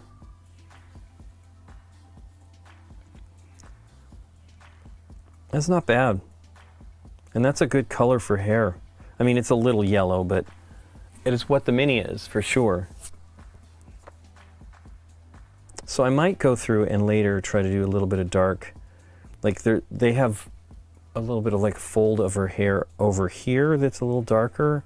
A little dark line of that, maybe. So we'll see.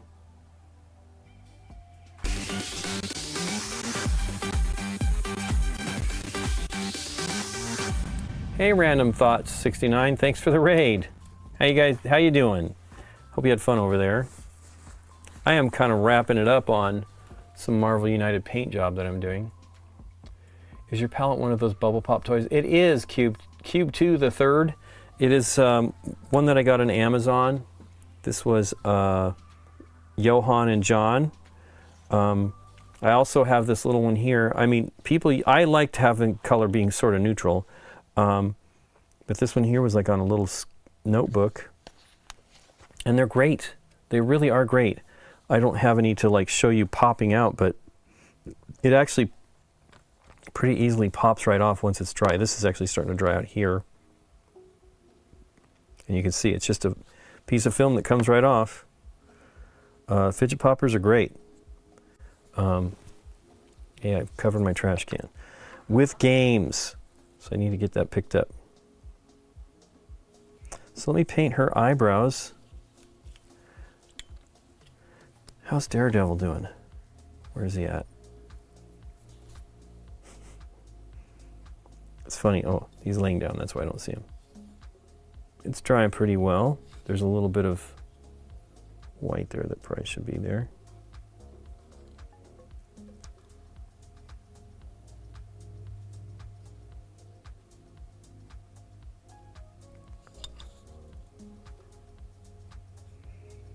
Okay.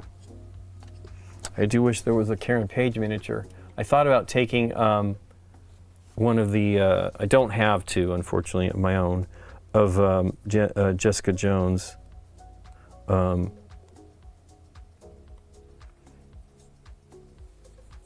have been fun, but, and just paint her as Karen Page.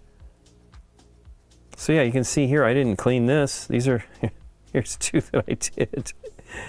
And both of these have the, this is ridiculous.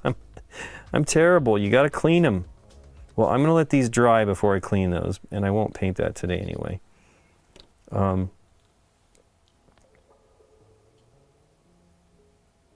It's not even perfect here. It definitely is better to have the X-Acto knife for that stuff.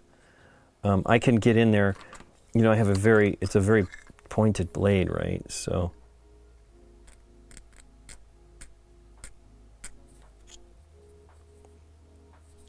Let's see if I can clean that off. This is the part I said I didn't really need it. It's not really that visible.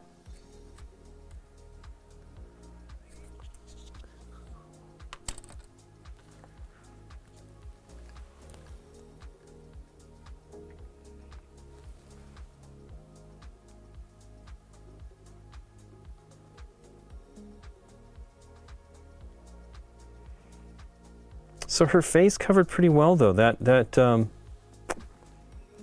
undercoating was not bad. So I really thinned it down a lot and then just built it up.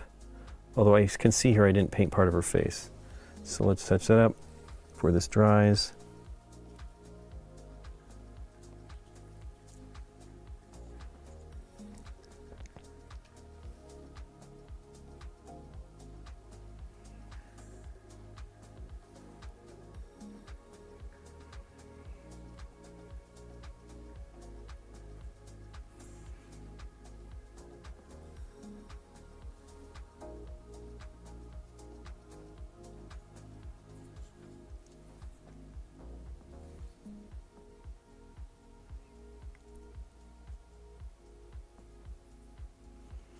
Cool. So there's a little bit of what I was talking about, like the staining, but that's kind of what this is, right? That's the shape of her hair, and it settles, so it gives it some like look of that. And I will do, one of the things you can do is you can reduce the intensity of that by just painting a little bit more color over it.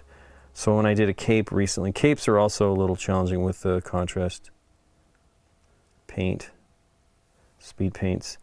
I would just blend it in so that you wouldn't see it so much. Because generally where it's settling, it's supposed to be darker anyway.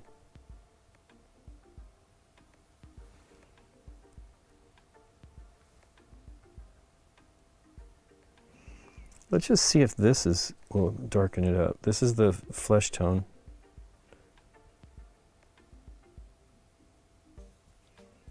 Not really, it's too close to the...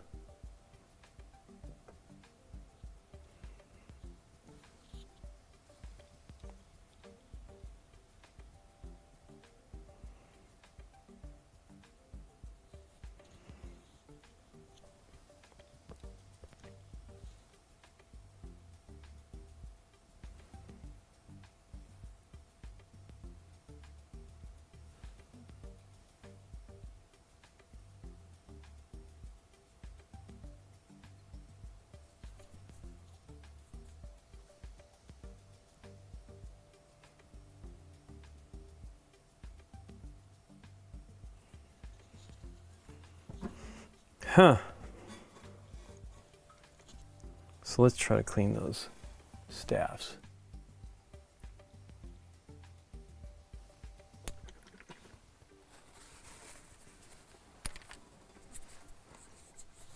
Okay. Such a nice smooth undercoating here.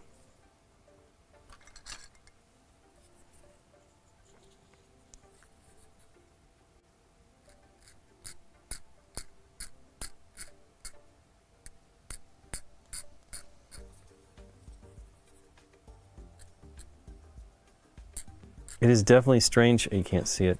Palettes in the shot, always a problem. You can. It's strange how different they are between minis. The mold lines, right? I mean, you know, it's two pieces going together, and then they come through, and you know, they're rejected, and people are doing work to clean it up. Some work. When they do the assembly, I'm sure there's probably larger flashing going on. Oops, that is not the right color, or not dark enough. Let's see. We could just do a little bit here.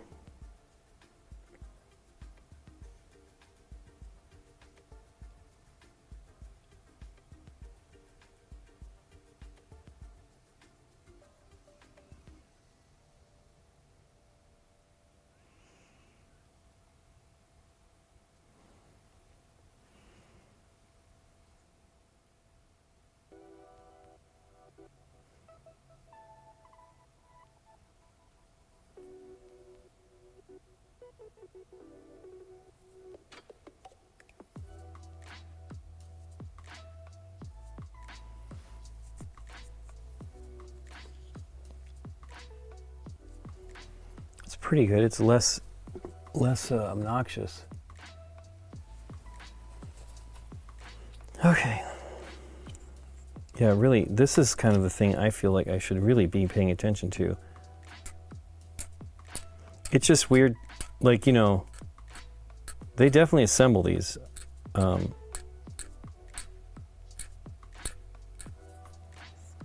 So, like, there is potential to do this.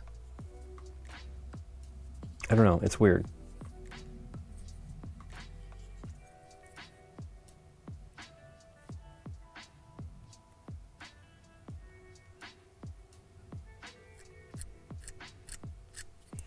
Okay.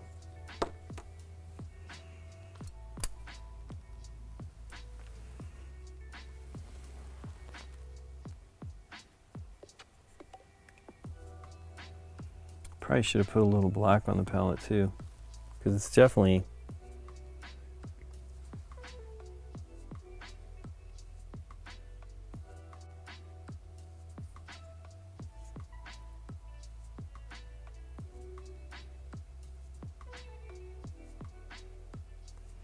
it's crazy. So I scraped this down and I didn't actually get to the blue. So it's probably been accentuated by the paint.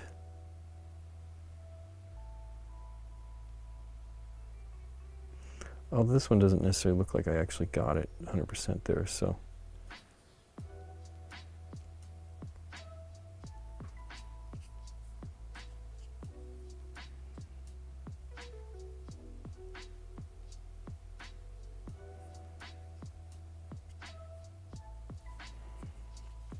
Well, that's cool.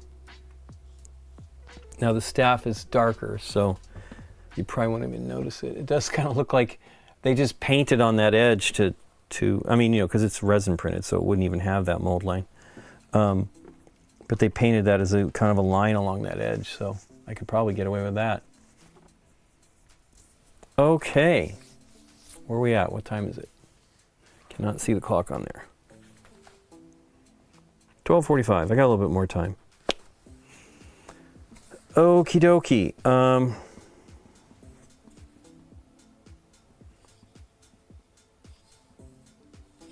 Let's try doing this mask. It's not like I'm going to mix it, so I can do a small amount of that paint. I really like that red, but let's try this Army Painter bright red. Different color, but I believe it's pretty strong. Another thing about it I didn't say earlier, and now you can see there's pigment at the bottom. The Army Painter paints, all the modern ones put mixing balls in the paint. Let's just hope that they don't rust. I mean, supposedly stainless steel even rusts, and these I'm sure are stainless steel. So the ones I use from, it's getting there. The ones I use from Monument Hobbies, these are glass, medical grade glass beads. They're, I believe, do I have the bottles here? I want to get one out. I know I pulled them out. The ones that come in there's a single bead in the standard paints, and then these are ones that you can buy separately. The ones in the regular paints are slightly bigger, but the smaller ones are good because they kind of get into the edge of the bottle, so that they get all that mostly picked out, you know, like the color. So you can see here, it doesn't seem like it's really, maybe this hasn't been, I don't know how old these paints are. I haven't had them very long, but they could be old.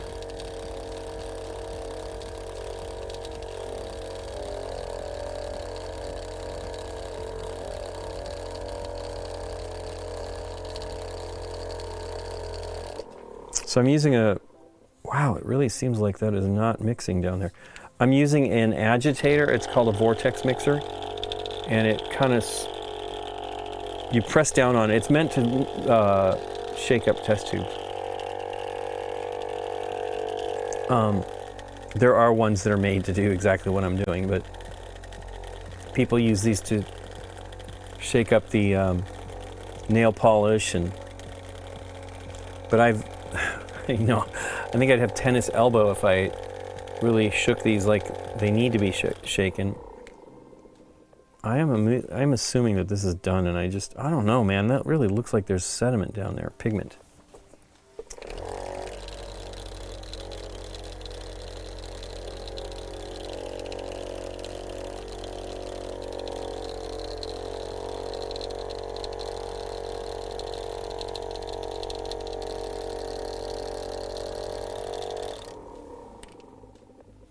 It does seem to be coming off. I'll keep going. It's making my fingers numb. But yeah, I'd like to see how this works. I'll paint a little bit just to see how red it is. I think this is not the right red. Although, what do I know?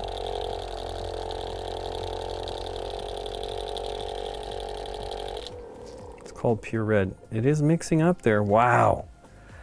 I was thinking about that. I wish I had kids. I'd pay them to mix my paint bottles regularly. I was thinking I should do them in rows. Just do the front row of all. I mean, I have 1, 2, 3, 4, 5, 6, 7 racks. Wait, is that right? 1, 2, 3, 4, 5, 6, 7, 8 racks. And then a couple of small ones. But you really need to mix them because as I said, that transparent white I did recently, it was thick enough. It was getting thick. And like I thinned it down. I don't know that it really thinned down. Shaking a bottle for 3 minutes is a bit much. 100%. It doesn't seem. It seems like it's getting there. Now the glass, and it should be mixed up enough. But that's the nature of the contrast and speed paints. Is that it's more than just a pigment. There's other things going on. Wow, that looks pretty good. Maybe that'll be good. I mean, I don't shake my paints up enough. I do shake them sometimes. Ooh, that's numb. My finger is numb. Okay. The brush is getting tired. It needs to be cleaned too. I'll clean it here at the end. Let's just try it down here and see what it looks like. It's pretty good. It's a different red than the other one, but wow, that's a great red. I was really eager to try this red out, and friends of ours were coming to visit, and they were going to bring me a bottle of it. I was so excited. And they ended up not being able to come, and so it was hard to buy. Like most of the shops around us carry the contrast paint, so they're not going to carry the other ones. We don't have a lot of gaming stores around us. And so, and I could have just bought one online, one bottle, which I probably should have. Ooh, I got it on his boot. Darn it. Let's clean that off real quick.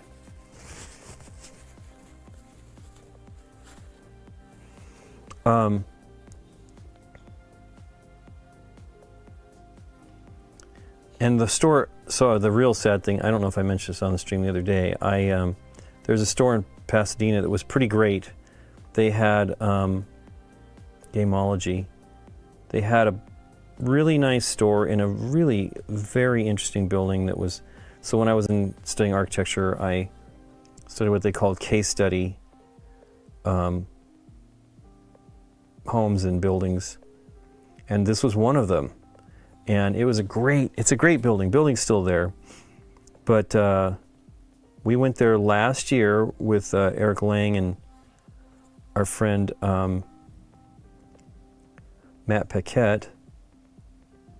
And I'm like, oh wow, they have all this. They had Vallejo, they had Army Painter, they had Games Workshop. And I kept threatening to go back to get some of the other brands of stuff that I wanted to get. And I should have gone back to get the red at the time, but it's not exactly close to us. And wow, that is a great red. It is different. It's called pure red. Get a little bit more on the palette. This other red seems a little kind of pinker. The ball red, or ball red, I don't know. It does say, bright red says reddish orange. There you go. So it's not really, I mean, I don't know. That's one of the other things that they do on the Army Painter paints is they have actual color names. Because the hobby fantasy names, you know, the sci-fi names, you don't know what the stuff is. And so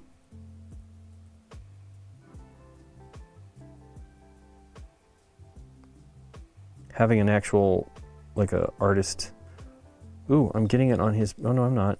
Wow, it's his boot goes up real high there. I can also touch that up and fix it if I did.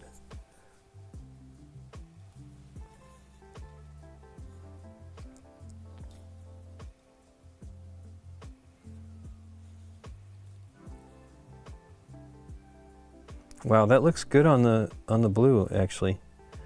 The kind of purplish, it'll dry probably a different color, but purplish shadow's not bad. It's actually really not purple.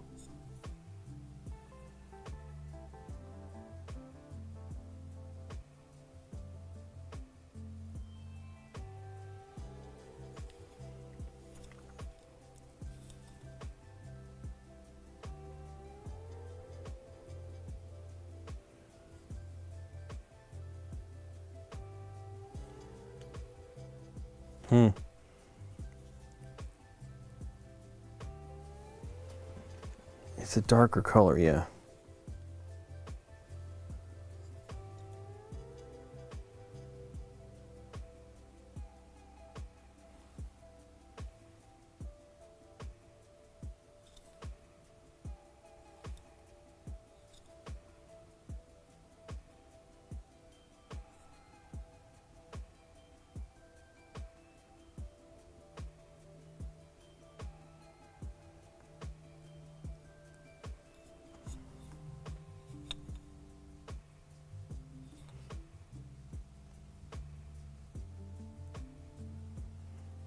So I'm painting the Daredevil symbol with the red. The letters. I will put a brown over it, and it won't even. It'll be perfectly fine. You just don't want it to be too wet in there and get very dark. Hey, I just got on his face and his batons. Goodness. Now the batons are brown, so it should be fine. Face seems okay, but it looks like it kind of reactivated that flesh, which it shouldn't have.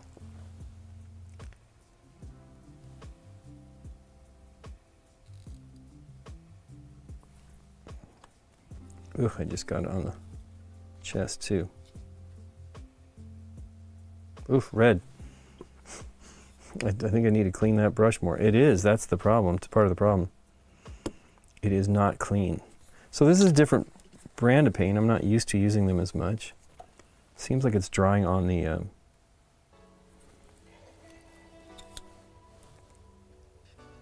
brush a little quicker.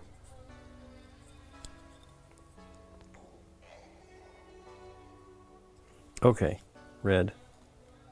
Fix this before it gets too crazy.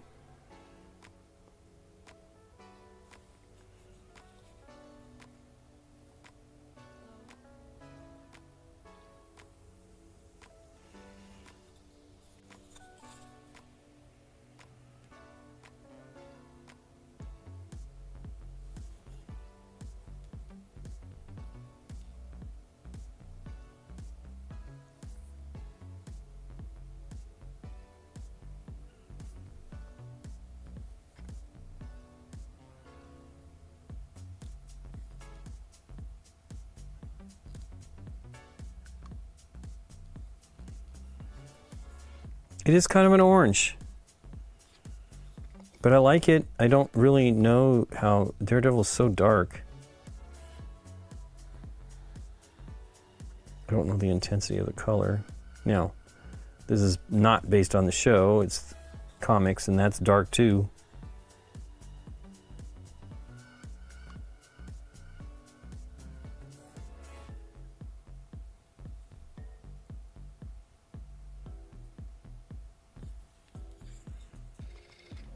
Ugh.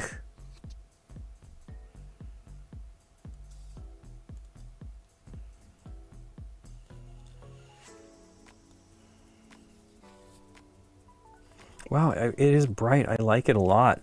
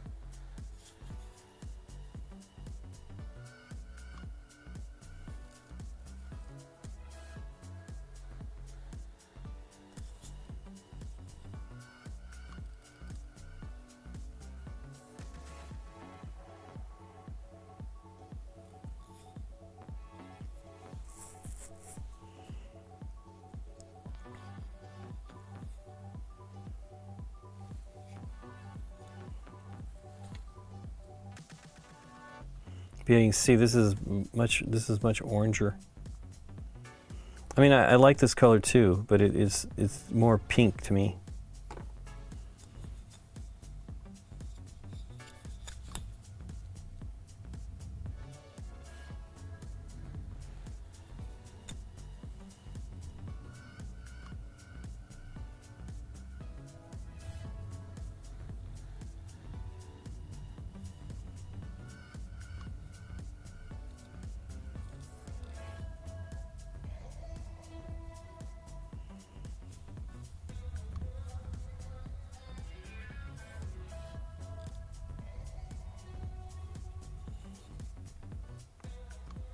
I need more paint. Quickly.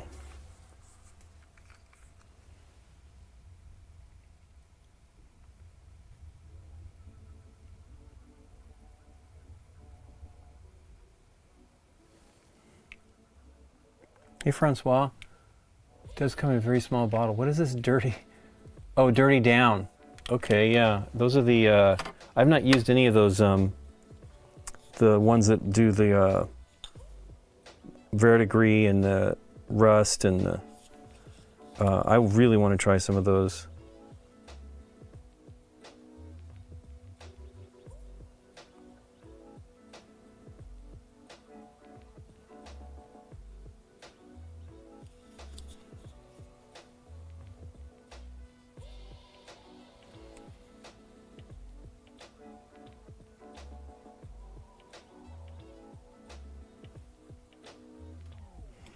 So this might be where, I don't see how that works.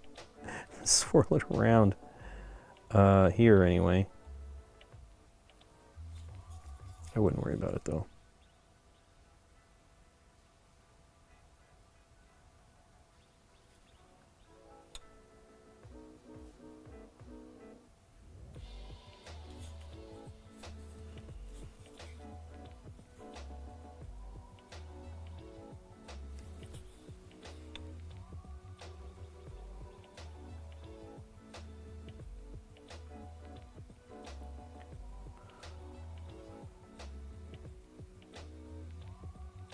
The color Holy White in Speed Paint 2.0 is not white. Yeah, I mean, they're undercoats, right? That's this Apothecary White here, which isn't mixed, but it is blue. Even when you get it all together. Let's see, I probably have that one. Holy White. Yeah, I don't know, it doesn't look like.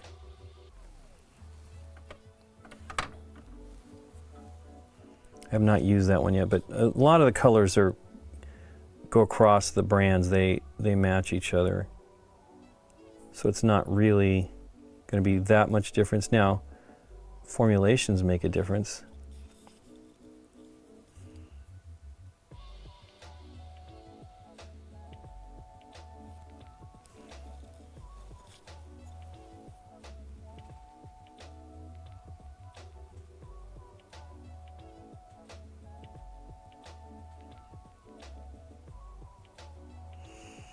It feels like these brushes, these paints, because this is one of the Army Painter ones, tend to dry quicker on the brush.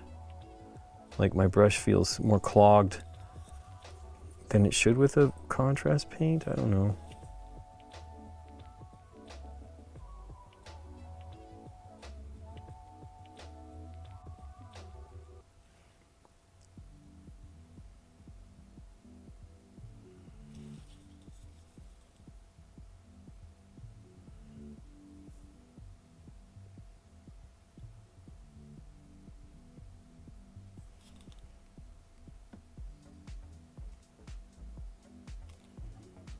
Got a little bit on his face, but I'm not going to worry about it. Not great though.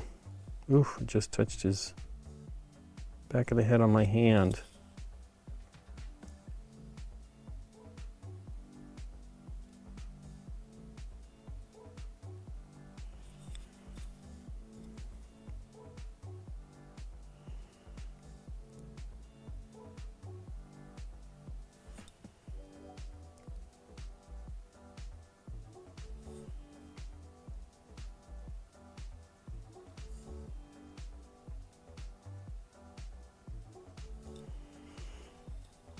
there you go. That's pretty good. The head is not great.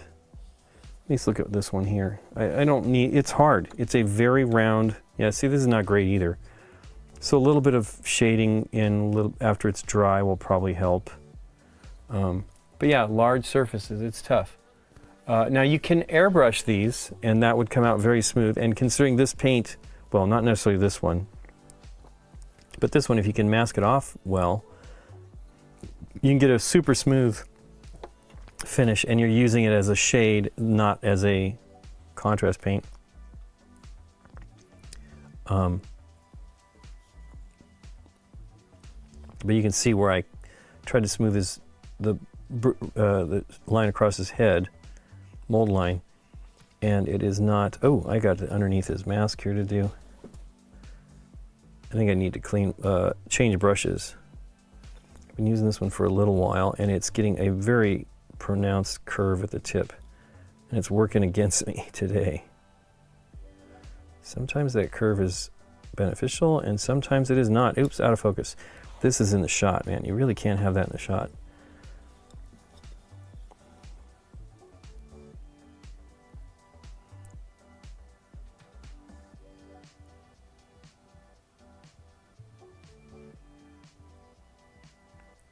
So there's some flashing under here that I cannot clean up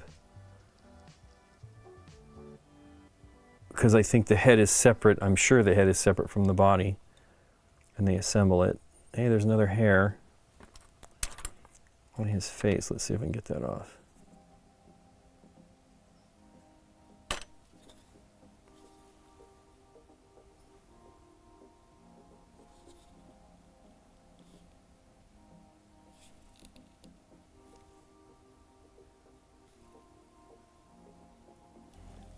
That is a cool color. So there's that one. And here's the other one. I don't know. Boy, that is a different red, though. What are some of the other things?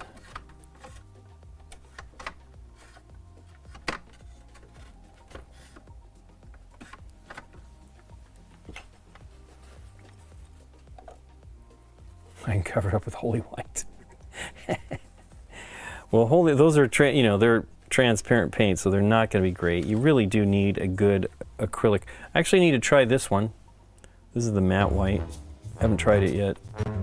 That is from the big set that I bought. Hey, thanks for the follow, Dancing Hobbit 14. I'm kind of just wrapping it up here. I just finished painting. Well, I'm not done with it. I'm working on Mockingbird, 3 different Mockingbirds. I primed these 2. This one was primed by Scott with Rattlecam. These were primed by me with airbrush. They're pretty cool. They all look great.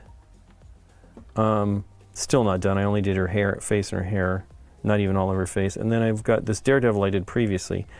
I need to do 2 of them. I've got these here.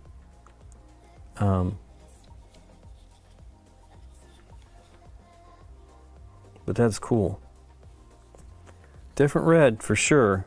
Now this is ball red or ball red. I don't know. It is a different kind of paint. It's not meant to be. I don't know. I don't really know what Daredevil stuff looks like, but I feel this is probably more accurate. I mean, I was very excited by this red. They had okay reds. The 2 reds that they came out with in the beginning were these Flesh Terrors red, which is a good color, and Contrast Blood Angels red. These are both contrast, I'm sorry. They're both good, but they're not, they weren't like straight red. They didn't have yellows either. So this was, at least I didn't buy all the colors as I said, so this is the yellow I had. And I really do like this one. It's very orange, as you can see, but when you thin it with reduce the intensity with the contrast medium, it's pretty yellow. But it's still got an orange tint. These are the 3 yellows they came out with 2 years ago. So there's a lot of variety there. I think I kind of had them like this. I don't know how towards the orange, but yeah. And they're pretty bright yellow. Iron Jaws yellow is pretty good though. They're all cool. His costume is crimson. The Daredevil movie. Now I've seen that. Deborah's on the show, and she's on Daredevil, the TV series. I've watched some of it now. I'm not a big TV person, and but it was pretty good. And the new season's coming in March, which is cool. So we wish her well. She's going to be leaving to go film again next year. So we won't have a lot. She's going to be gone for a while too, because this last one, the last season, I don't know how many episodes she's in, but they had filmed a bunch of it before they decided they want to kind of restart it before they were done and change the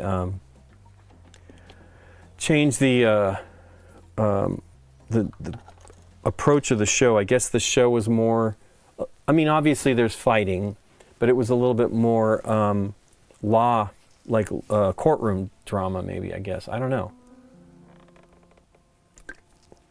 And they brought her back in, which was very good because she was very sad.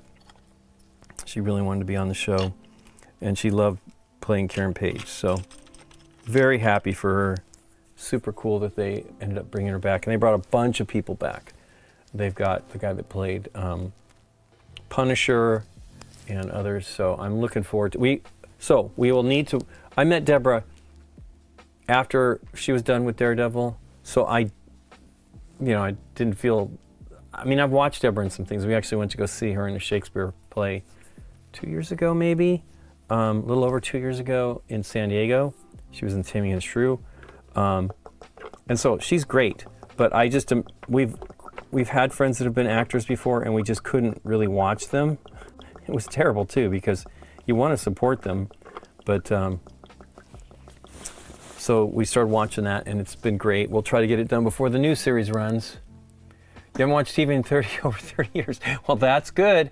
I was kind of like that, not for 30 years, but when I met Nikki, I had not watched TV at all. I still don't watch a lot of TV, but I really didn't watch TV at all because I had a television, but I used it as a monitor to watch movies. I'm a movie person. And at the time I was Laserdisc, so that was pretty, I was like, just out of my teens buying Laserdiscs. And so when I met her, I don't remember why, but because we had cable, could get it in the apartment that I lived in, but when she moved in, we ended up getting cable, and I watched a good chunk of TV there while she was in college still, and not a ton, but I watched shows. I did watch basketball. I used to like watching basketball and stuff like that, but now I'm, you kind of got to drag me to the television. So mostly that happens like when we're having dinner or something like that. But I am not a TV person at all. It's just, and I like things. We actually really like the show, What We Do in the Shadows. That's my problem, is I like shows that end up ending this one's 6 seasons though, but 6 seasons in 5 years, that's pretty weird. So 2019, I guess that makes sense, almost. But What We Do in the Shadows is ending. I think the final one is this week. And so there's another show I won't be able to watch, and whatever. But it's getting me to where I want to kind of kill cable. Anyway. Excuse me. There we go. I think I'm done for the day. I'm actually starving. Let me see what time it is. Oh yeah, 1:15. Excuse me again. We will be back on Thursday at 5:30 p.m. Pacific Standard Time with a GameNight live stream. That's on Thursday, and then we'll stream again on Tuesday the following week, this time, 10:30 Pacific Standard Time. And then Thursday I'll be back painting, but that Saturday, the 21st, we are going to have a GameNight live stream. We're going to have lots of guests come in, and so it is in to drive awareness of the Board Game Geek annual support drive. Please consider supporting us there at boardgamegeek.com/support. But we'll do this stream. It's mostly going to be lighter games, probably because we're going to have 6 people most of the time, more maybe. And we're going to have Tashi Brian and Tashi will be here, and Deborah might be here, and our new friend Gavin, and hopefully maybe Amanda if she's in town, and I think Jackie Fox is going to come. Aaron is going to be here. Aaron hasn't been on our show. You know, he's one of the original Game Night people. He hasn't been on the show since June, I think, but he'll be back. And then, and Rusty and a bunch of people. So, trying to remember who else. I don't want to forget anybody. Oh, Mike will be here for sure. Mike, how could I forget Mike? He's been really, really great this year. We've been able to get a lot of stuff done with him helping us out. Anyway, thanks to you for watching, and thanks for the support, and thanks for the new followers. If you guys have I hope you guys have a great week. Hopefully you can join us on Thursday, maybe on the 21st of December, please. Again, that's at most likely 12 p.m. Pacific Standard Time to 8 p.m. Pacific Standard Time. Take care, have some fun. I hope you guys will paint some minis as well. It's really awesome. And I hope to see you all again the next time. Now let's see, I might be able to raid. I've had no luck where I go to raid and I see nothing, which is really, really crazy. Like none of the people we follow. Is this, what? I think it's loaded the same thing up here. Creator dashboard. Hey, there we go. That's the kind of stuff. And then Stream Manager. Let's see what we got. Hopefully there's somebody we can raid. YouTube won't be able to go along, but if we do get it to go, man, this is frustrating to me.